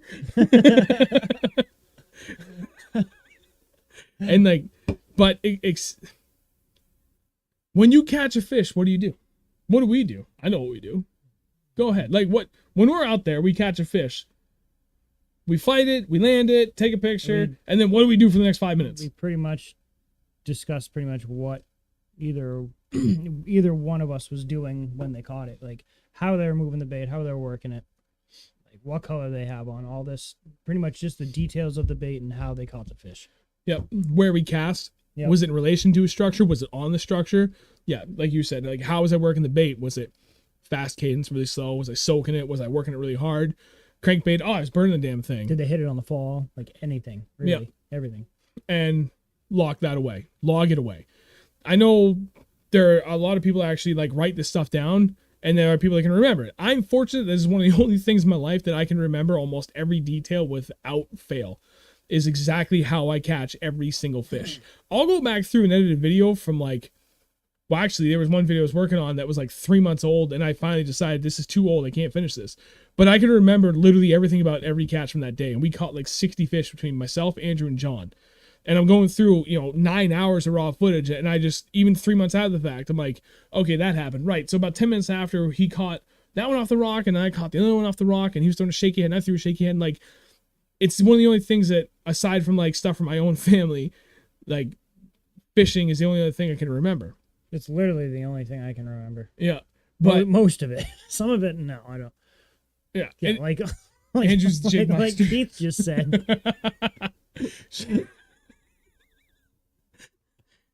You're not wrong, Keith. I don't know. I don't even know half the time what I'm doing when I'm fishing a jig. I'm just like staring off. Also, all I can think about is that new spot we went to last year, and you and your boat in my mind. I'm like, how'd you catch those 2 giant smallies? Oh, it's dead sticking it and soaking it. And I watched back the video like 2 weeks later. She's like, just never stop moving. He's just yo-yoing the hell out of this jig. I'm like, that son of a bitch. I didn't mean to lie to you. I didn't I know realize you didn't, I didn't. Well, yeah. I remember texting you. I was like, do you even know what you're doing half the time? No. It's good times. But like, extreme attention to detail while you're fishing. It's not enough to just catch a fish and be like, boom, I got it locked in. Hell no. Hang on. Once is luck. 2 times is coincidence. 3 times is skill. That was a phrase that we used to say when I used to ride BMX a ton, right? When we were trying to do new tricks. Someone lands something and someone would just pipe in right away with that, right? Like, no, once is luck. You want to keep doing it. You want to look good. Do it again. Twice, it's just coincidence, man. Everybody gets lucky a couple times. You do it 3 times, though, in a short order. That's skill. So it's kind of like the same mantra that we have for fishing. Mm-hmm. 1 is not enough, but it's a starting point. And it can at least point you to, if not the right direction, in the direction of the right direction. So, catch a fish. It's funny we relate everything to like skateboarding or biking. There's a lot of that you can relate to pretty much everything, though. Yeah, true. It's just because like we grew up at the skate park. We pushed ourselves to learn new tricks, and growing up fishing or pushing ourselves to catch fish. Yep, the same thing. One of the things I learned from my professional career is it doesn't matter how, like, what you relate from one thing to the next. Like, my first few years, and even still to this day in my professional working career, there's a lot of stuff that I learned from BMX that has helped me become a better person in the office and as a mechanical engineer and as a manager. How does that make any sense? To other people that didn't ride BMX, it doesn't make sense, but it doesn't matter. I can adequately and effectively and positively translate those life lessons I learned in that to something entirely different. So that's the important thing at the end of the day. Yeah. Does it seem wonky as hell that somehow BMX and fishing help each other and they relate? Yeah, but there is a rational connection between the two that helps us to better dive in and become better anglers, what we do. So that's just, you said that, and the conversation I had years ago. It really is. I think about it too, like between skateboarding and the military. It's like there's a lot of those same principles that help you just develop as a better person, and that also helps you develop as a better angler. But that's the thing. So back to it. Point number 5, extreme attention to detail while fishing. You catch one fish, log away everything you did. Where did you cast? Where were you racing to it? Were you casting downhill? Were you casting uphill and dragging down? Did you cast right on top of the rock pile, outside of it, or grass, into it, outside of it? Were you working fast, working slow, soaking it, whatever? Like, all of that information has to be logged immediately. You need to know everything, because it could have been all of those things at once, or it could have only been one of the 10 different things you did.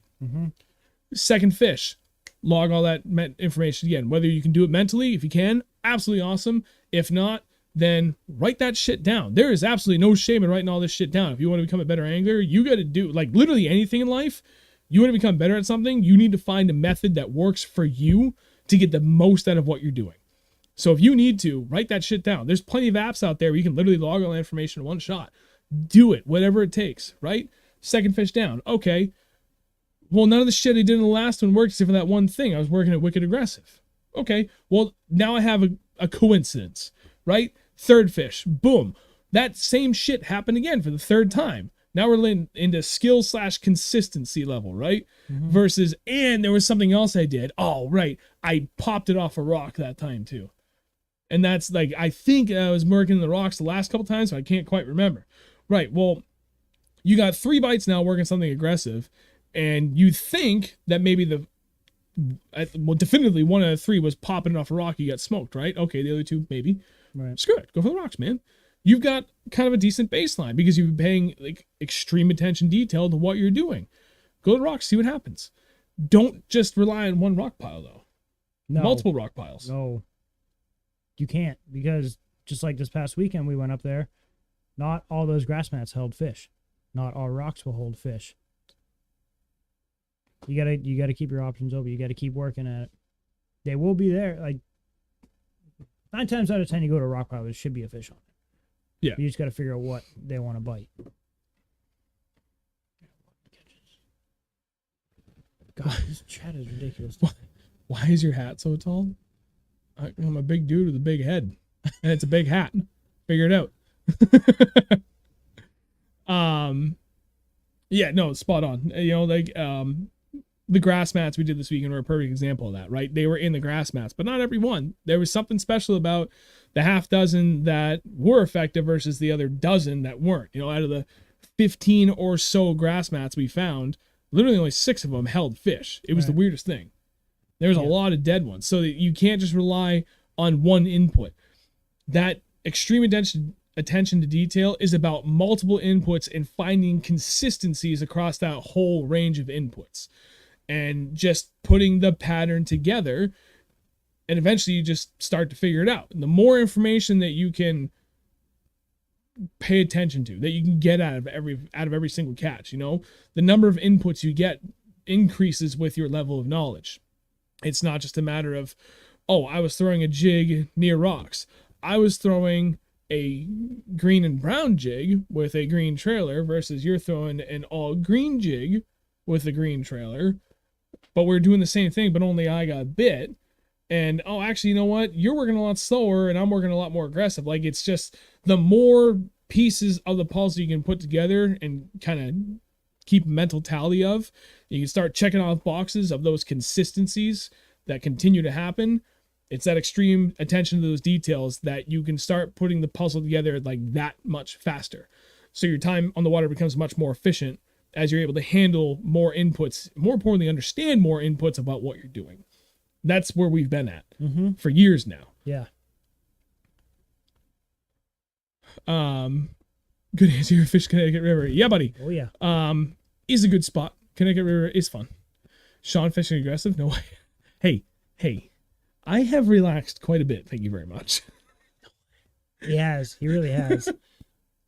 I rub off on him. Yep. You have. More the ways than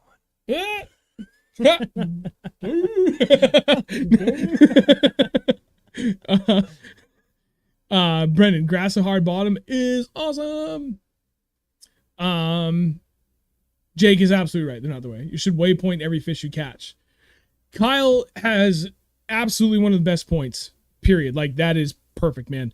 That's the easiest way to do it. If you can do that and then just go back with 2D sonar, go right over the top of it too. Like, even if you're just waypointing, like, bonus points, if you can, like, oh yeah, I remember exactly where I cast, I'm going to waypoint right on there, even better. But if you can just waypoint where you're at and understand, like, oh, okay, yeah, I remember I cast that direction, then you can go over and find exactly, or at least roughly, where you caught that fish.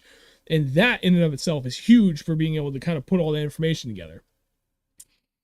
What's that you can say? Andy applies this principle at work, building UTVs too. Lol. Just gotta know all the little secrets to get it out of the crate and accessorize in 3 minutes for the sales team. That's what it feels like.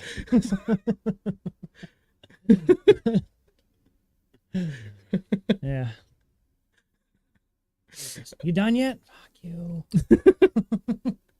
So we could keep going on point number 5, but we'd just be reiterating the point in a bunch of different ways. So I think we got the point across.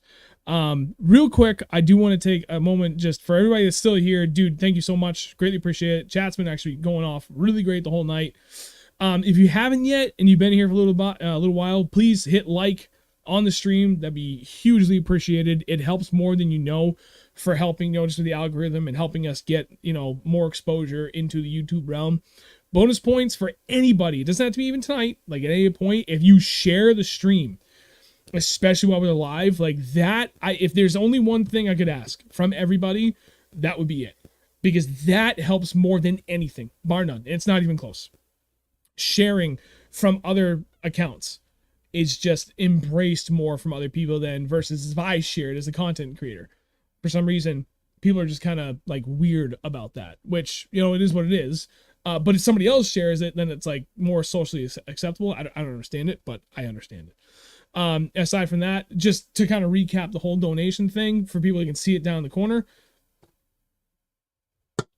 we are at, according to that, we're at $885 out of $1,000. But big thanks to Big John's Bassin, which you can check out his website business there, wickedcustomrods.com. Well, I think it's Wicked Custom Rods LLC. I forget. Anyway, it's right there. Top of the chat, pinned right there. You can go check out his website. Dude makes awesome rods. He donated the other $115. We have hit that goal, so now we have next goals that we can start putting up. Literally anything you guys are willing to donate helps hugely. We got Andrew a PC. He's starting to edit videos now. Now we can get the nice digital camera that I'll be buying tonight, so we can go to 4K for video quality on the streams. We can take down the boat. Like it's all hugely helpful. You can either do it directly through YouTube. Down the video description below, there's link to both my Venmo and PayPal. Like whatever you want to do, anything helps. So greatly appreciate it for those that do that. No, John, you have to keep donating. That's law. You donate very well. You're really good at it. He does.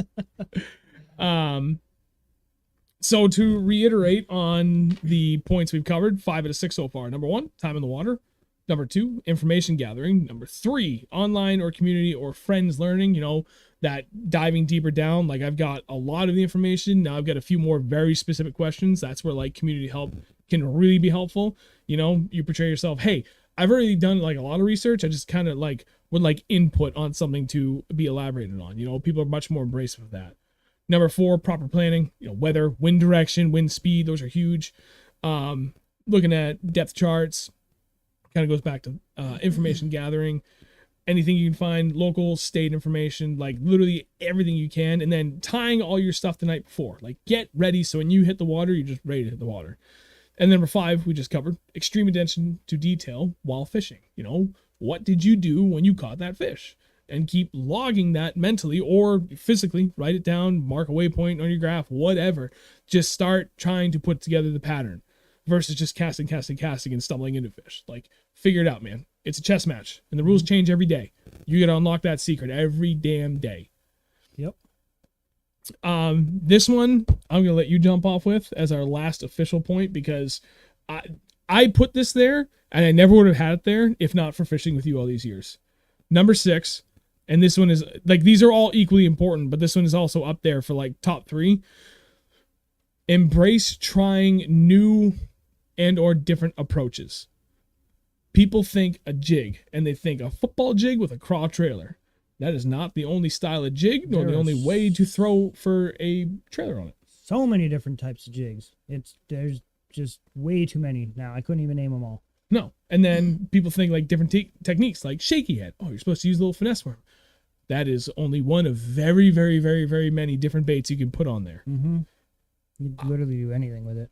I will use the phrase that I know I have said. I know you have said way more than me, and I know plenty of other people that I know that have said it for so many different things. It ain't stupid if it works. Mm-hmm. I've done so many weird things, and they work. What they call it, jerk fishing? Jerk fishing. We were up in the St. Lawrence. Yeah. And these dudes that fish that place, they literally live on the river. Oh, do they? Yeah. They both they're different areas of the river, but they both literally live on the river.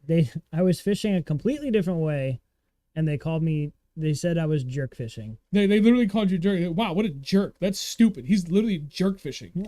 He is a jerk fishing. Oh, am I? This 4.5 smallie is jerk fishing? And like, even I looked at him like, are you high? Because he took a completely different technique and put it on a completely different technique and was killing just like with absolute confidence, like, this makes sense in my brain, I'm gonna try it, and immediately lit the fucking river up. For the last 3 days we're out there, it was like the most consistent thing we did. And like the first fish, I'm like, you know, hey, once is luck, twice is coincidence, 3 times skill. And I'm like laughing at the first one and chuckling at the second one. The third one, I'm like, give your balls a tug. What are you doing over there? It worked really well. And I can't tell you because that is literally like the one secret I will ever keep in fishing. That is the one. But it's awesome. Yeah. We will elaborate on that, but we got to take a second. Kyle, thank you very much for the donation. He's bribing us to fish together. We could probably make that happen. Maybe not this year, but next year. I am doing really good at making do on a lot of previous promises. I got to other people. I got to uphold too. Yeah, we're gonna get all those wrapped up and get caught up because I'd like to be able to take more people out. So, thank you very much for the donation, man. Greatly appreciated. But yeah, don't be afraid to try something completely off the wall. And it, like, I mean, off the friggin' wall. Like, I can't even give examples. Sometimes something just feels right, like throwing a weird ass something on a trailer on a jig, or something completely off the wall on something different, like say drop shot, so throwing something crazy on there. They will eat it, and something they most likely have never seen before. If you think you've made it up, you probably have. Yeah, and that's like, if the idea that you have in your head makes sense, dude, rock it. Even if it like makes sense but seems absolutely straight up just ass backwards stupid, doesn't matter. If you have an idea in your head and you think it's gonna work, just do it. You know, like that's something that really, especially like that was the turning point for me. Like, I've heard of other guys that like at the time in years past did what I thought was like, that's a stupid or weird way to do it, because like that technique is supposed to be this, it's supposed to do that. No, that's just a jump off point, man. But like, you know, then I would have to read about other people's success before I would embrace something that on the surface seemed like absolutely wonky. Well, I mean, somebody tried like pretty much everything beyond the worm and bobber, like everything was probably like, that's the dumbest shit I've ever seen. Yeah. Holy shit, he's killing it. Yeah. And now we have jigs. Right. Or now we have 14-inch swim baits. Like, it works. Right. You do some crazy ass shit and it works, people are gonna go bonkers over it. There is no end to what your imagination should be able to allow you to accomplish while you're out there. Again, if it seems like a good idea, dude, embrace it. Just go for it. We were fishing this tiny little pond. God, it had to have been it was longer than 10 years ago. It was probably because I hadn't even gone to boot camp yet. God, it had to have been probably 12 years ago, 13 years ago. And we were fishing the tiny little pond up in Greenfield. Yeah. And they thought I was crazy for throwing this. I don't even remember what trailer I had on. It was a completely different color trailer. Was it green and something else? I don't know. And they're like, what the hell are you doing? Because I started catching fish left and right. And they're like, what are you throwing? Wait, was that you, me, and Casey? No, you, me, and Josh. Oh, yeah. And it was just like two wildly different colors. And like in my head for years, like I thought they had to be matching. Like I thought it absolutely mattered. Like, no, man. You got black, you got to do black on trailer. You got green, no, you got to do green on trailer. Like, it's just blasphemy to do anything else. I can't even comprehend that. And you come out here with black jig and like this bright ass green trailer. And I'm like, yeah, this guy, Joker. Bing, bing, bing, bing, bing, bing, bing. That was awesome. Yeah, that was like the first eye-opening thing. Like, am I retarded? No, it's just it was. No, it was me. Sure? Yeah, positive. I'm pretty retarded. But that's like, sometimes that is the difference maker, you know? And especially, again, like that jump off point for like me really embracing being different, trying different things, was at the St. Lawrence in 2019. We had a tough week, first time we were ever there, It was at the highest water level in recorded history for that river, so that was really throwing things through a loop. And he just tried something that I was just like, that looks like the stupidest thing ever. Like, it doesn't even look like anything. And you killed it. And I'm like, okay, you know what? I'm stopped right there. I'm done. I'm going to stop thinking like that, because as long as it makes sense and you're willing to try it, it's not dumb. As long as you can make sense of it. You know, if you're, and sometimes fucking, you don't even have to make sense of it. I don't even know why I put that on there. Try something willy-nilly. I think that's what it Honestly. came down to, because we were getting our asses kicked. We were like, you know what? Screw it. I'm going to try something wildly different. And it just worked. But then when we actually put some thought into it, like, oh, holy shit, that makes total sense as to why it worked. You know, and sometimes you just got to kind of throw caution to the wind and go for it. But, you know, now, again, since that jump off point of him doing that and embracing, like, thinking differently, right? Talking to other people that, like, they live for that. And they're like, oh, yeah, man, I've tried this, I've tried that. And, like, this killed it and that didn't really work. But, you know, I caught fish on it. But, like, this was super reliable. And now, like, we learned something last year that I mostly already had the information from somebody else, and then we kind of unlocked the rest of the secrets for it for like a killer cold water presentation. Sean called me out on it. Did he? Oh yeah. When? Like that night. Did he? Yeah. So, but it worked killer. He's like, it's that color. I'm like, yeah. He's like, yeah, but it's that. I'm like, yeah. So but like, we had a problem with durability is the only thing I'll say. And I was talking to him, I'm already geared up. It's one of those things I've said many times, like, gear up now for 2 months later, especially for like some of these more popular like baits and techniques and stuff. Like, get ahead of it before it becomes bad, especially this year more than ever, because stock for every industry across the globe has just been tough to keep on hand. Mm-hmm. Consumer more wacky things are gonna come out. Right, yeah, like people are gonna be making stuff. Consumption is like an all-time high. The you know, the number of people there to help actually like make is at an all-time low. Like it's not quite that direct, but you know what I mean. Like we're in a weird time. So Right. I was planning ahead. I already bought all my shit for November, December a month ago. So I'm ready, and I was talking to him. I was like, dude, you know what would probably work? And like it's something that already exists, but not in this format that I needed it to be for the way we're doing things. Oh yeah. So I was like, on a whim, I'm like, yep, okay, if I buy that and that and that, I can make this work. And we came home, I got it all. He came over like before the stream, like 20 minutes before stream. We slapped all this shit together. We looked at it. I was like, that's it. That's like, just, I had an idea, and like right off the bat, we're like, dude, that's it. That literally solves all of our problems, and nobody makes it. Yep. We made a thing that does not exist on the market, period. Right. Yeah, And I know because I looked. And it's gonna work very well. That shit is going to slap. Oh, it's going to. It's gonna Shit fucks. So it, you know, like that's that whole embracing, like doing things different. Ryan, by the way, yes, I got my coffee. Oh, he did, and dude. I drank it all.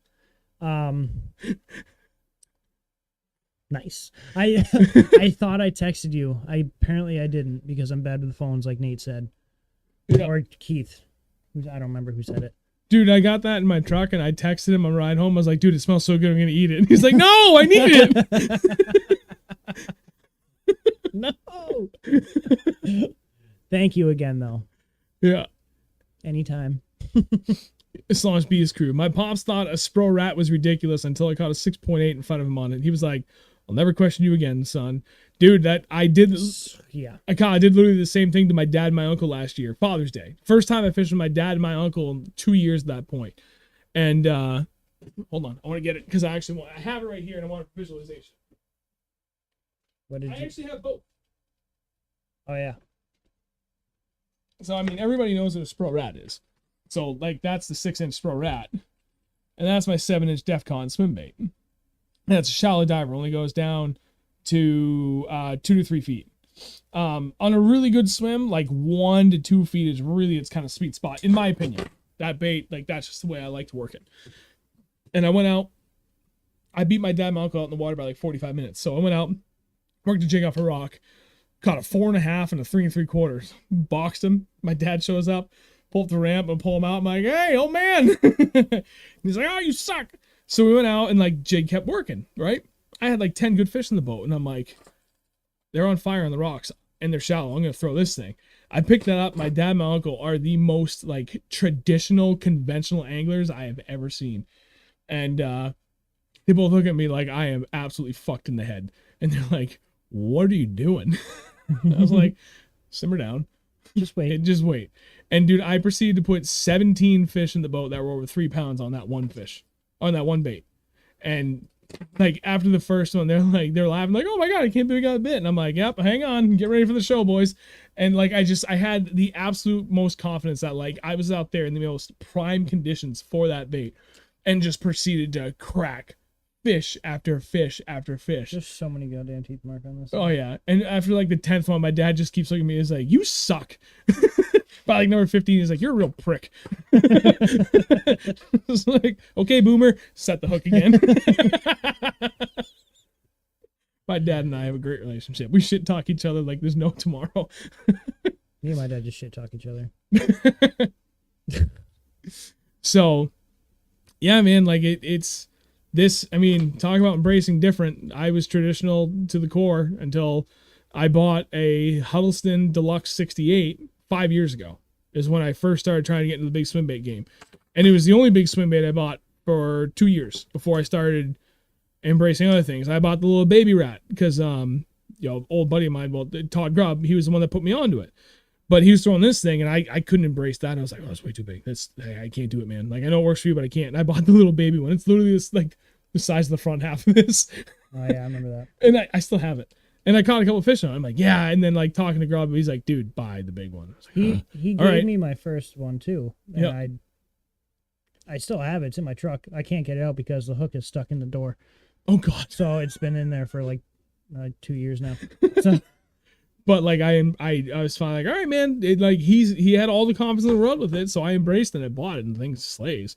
Now I got a whole box full of giant ass baits. Like, it took a little while for me to warm up to it and embrace it, but man, the results spoke for themselves. And that it's not just the big baits; it's like a bunch of other different things too. Yeah. So, I had another thing I wanted to talk about, but now in hindsight, I really don't want to talk about it, so I'm not going to go back there. It was about the whole, what do you think makes a good angler? Yeah. Because I really don't want that to come off as negative. And I feel that it could be too easily portrayed as something negative. No, and it shouldn't be. Because it depends on what you want to be. Like, man, just rock your shit. Whatever you want to do that works, fuck it. Do your thing. Everybody has their opinion about, like what what you want to do, all that crap. Sorry, I touched your beer. Thanks. It's empty anyway, I think. So that's it. Like the total recap, the 6 major points, we covered it, and actually in pretty good detail too. Number 1, time on the water. That will always, always, always be number 1. Nothing will replace time on the water to become a better angler. Number 2, information gathering. You want to learn something? Yeah. Hey, Panda. Hey. Information gathering. Okay, fine. You put time in the water. You want to learn something new? Football jigs. Man, I want to learn how to fish a jig. There's like hundreds of thousands of articles and videos and blog posts on that. Dude, start diving in. Find something that resonates with you and that you can understand and translate, and then go back to time in the water. Number 3, online community / friends learning, right? I put time in the water. I've learned a few things. I've done a bunch of reading. I understand the core concepts, but I have a more specific question to this body water or these water temperatures or this weather conditions. That's when you start to reach out like, hey, so I understand this, I understand that, but I'm kind of confused on this, or I'm just curious about this. What do you think? That's the time to kind of lean on community support, not I'm new to fishing. Tell me all your best spots. Right. That does not go over well. Yeah, no. Ever. Or just either ignore you until you get fucked. Yeah, pretty much. And then number 4 will be proper planning. So weather, wind, direction, speed, depending on the size of body of water you're going on and what vessel you're in. Don't mess that up. Inline speed, high speed winds. Yeah, inline winds and high speeds with big bodies of water is no bueno. Yeah, we got stuck 30-mile-an-hour winds on southwest winds on Lake Ontario. Was it 30 or 20? It was 25 to, I think it was 15 to 20 sustained with 30 plus mile an hour gusts. blowing right into the bay. Now, mind you, the bay, This is Champlain coming Bay, from freaking Idaho or wherever the hell. yeah, not like Idaho, literally straight Ohio across. or wherever the hell the other end of Ontario is. Yep. And then was blowing into that little neck. Well, I say little. It's still like 2 miles wide. yeah, into the opening, into a 9,000 acre bay. And we were getting ragdolled out there. Oh we my God, were it was one of scary. 3 boats out in the bay. And we just keep looking at each other like, this is dumb, but this is so much fun. This is so cool. But we knew that it was going to be that bad because we checked the weather. Well, I was watching that weather religiously, man. Wind direction is your biggest friend and your biggest enemy. Pay attention to that. That's part of proper planning, which is number 4. And then number 5, extreme attention to detail while fishing. You caught a fish. What did you do? How are you positioned? Which way did you cast? What were you doing while in the action, the act of catching that fish? And keep logging that information. The more inputs you have and the more, repeat inputs you get, the quicker you unlock the key to the day of fishing. Mm-hmm. And you're going to have success. And then last but not least, number 6, embrace trying new or just different approaches. It doesn't matter if it seems stupid, if it makes sense to you or it's something you want to try, just do it. It ain't stupid if it works. Right. That's like the gist of it, man. I don't know what else we can say on this. Don't really know. Is there anything you want to do? 6 points. Well, yeah. Heard. Just go out, have fun, catch fish, and figure it out. Jason just put it right. It literally just pretty much said what you just said. If you're on the water, enjoying your time, always learning, that's a good angler. Yeah. And yep. I mean, that's really at the end of the day. As long as you're having fun, then you're having fun. I've had I've had some bad stretches, especially this spring. Oh my God, we got our teeth kicked in. And then last spring or the spring before, I've had 2 really bad springs, but this was the worst. And I had a couple people say, I think you're putting too much pressure on yourself trying to go out there and do good. And I don't know if that's necessarily true. I don't know. It's like, it's not pressure. It's like, that's why I'm out there.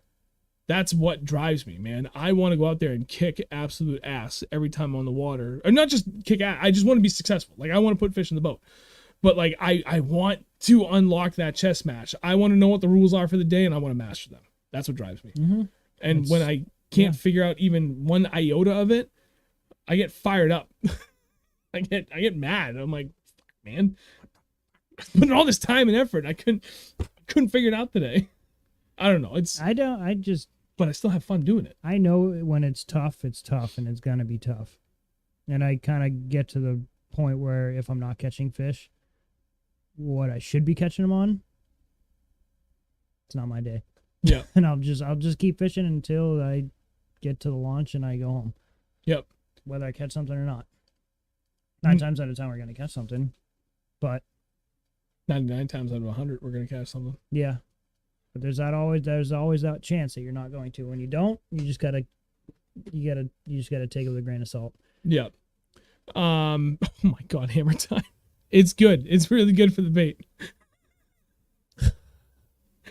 You remember. Nina, fish brain helped me get started. Then the places we get bombarded every time there's a fish caught. That is absolutely the worst thing about social media. And why unless it's a big lake like Champlain or Winnipesaukee, and I people know this, it's not like new information. I literally lie about every spot we fish at because I will not be responsible for the demise of a body of water. Yeah. I don't care how good or bad it is.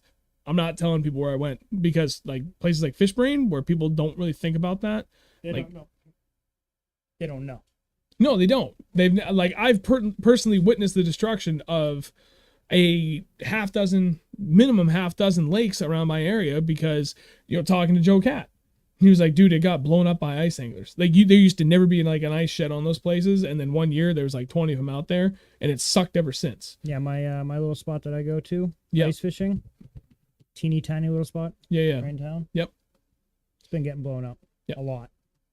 It doesn't take much for something to get absolutely ruined because people don't understand that. Everybody wants to know where the juice is, right? Well, there ain't that many juicy spots left.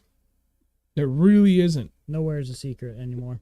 So be careful with that with Fishbrain because I straight up lie about it and I have no problems with that. I know that that's kind of the point of the app, is you're supposed to be truthful with that, but there is no way to verify any of the information. I mean, really anywhere, right?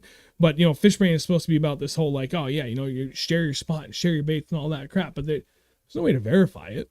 You know, literally everything in there can be fabricated, especially the spot you go to. You know, I literally pick a different state every time I'm fishing when I post in there. But I'm not going to be the guy that's responsible for killing a place.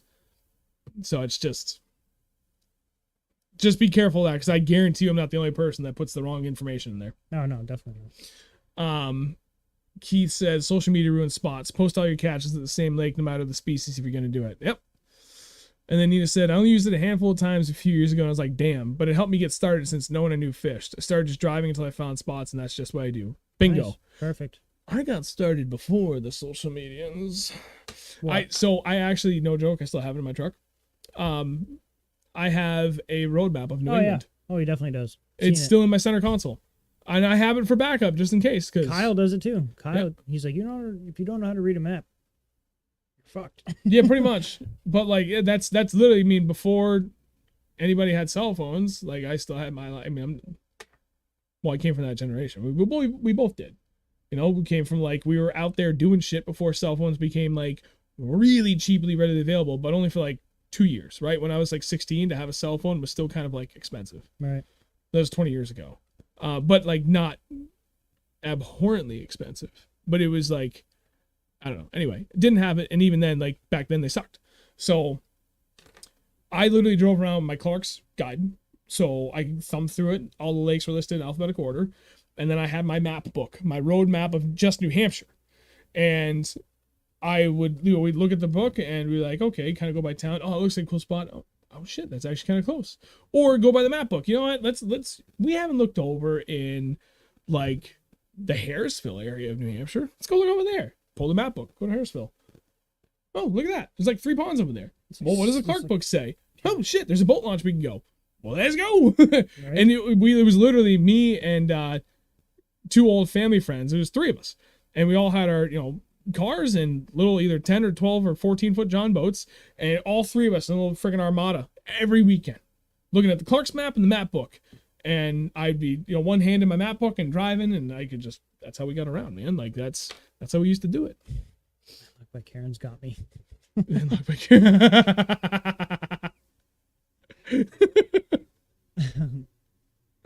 So, yeah, I mean, just driving around finding spots, looking at Google Maps, like it's all great. Kevin said the AAA flip book for vacations with the highlighter showing the directions. Yeah. We came from a different era. But we really did. We sure did. We did. Now we're starting to date ourselves. Who's blowing me up? Dropped off. Let me get. Thanks, John. Now the boys are girls and the girls are boys, and then those ones don't even know what they are. Don't forget the non-binaries. What's that? Literally does not register, identify as anything. I think. I don't know. I'm not saying that like to be a dick. I literally don't know. I will be. That's stupid. Last I knew, this thing did this and that thing did that. You're either an A or an outie. That's it. No, Andrew, you're not supposed to generalize like that. No, I will. Get did fucked. you just assume my non-identity? I did. Yeah, you're offended? There wasn't 37 fluent genders growing up. Oh, if you can't laugh at it, man, you're dead inside. Yeah. It's not like we're not saying it in a hateful manner. We're just joking about it. No, those people are dumb. I don't get offended when people make back jokes around me. Anyway. That's still hands down the best comment on that stupid Lake Winnipesaukee video I had. Stop adjusting your pants, you fat fuck muffin hips. That was funny. Oh my god. That was I bet she's a girl. That's great. Oh god. Man. Yeah, Jason, back in the day in that context was last year. Yeah, right. Oh, anyway. We've really jumped the shark at the end of this. So Savage. Sorry. for everybody, welcome to the stream. that has hung around, thank you. Thank you to everybody that donated tonight. We hit the goal. I'm gonna reset the goals because we have more goals that we're gonna achieve with the channel here. I gotta go drink coffee. Yeah, I need water. Actually saying coffee. I know what you're saying. Otherwise, I think this is a really good show. If you're still here and you haven't hit like on the stream, please do so before you bail. That would be greatly appreciated. Tomorrow, if you know somebody that may have been interested in this, that you think could benefit from this, please share it. If you're willing to go that extra mile and share it on your own social media, that would be hugely, hugely helpful for us. I have started doing a lot more work on the back end of the YouTube algorithm work here, like, video tags and descriptions and all that crap, trying to hopefully push this to the next level. So between my efforts and your efforts, we can be like super famous or something. I don't know. Yeah. What's the term? Influencers? Non-binary Non-binary influencers. Non-binary influencers. Well, Brian, thank you. For sure. I'll have a couple for you. Kyle, here goes my political office run. No, thank you, Kevin. Otherwise, sign it off, man. I'm going to go kill this stream. Again, Thank you, everybody. Greatly appreciate it. Everybody have a wonderful night. This was a fun one, for sure. Next week, we will be back. Same place, same time. Goodbye.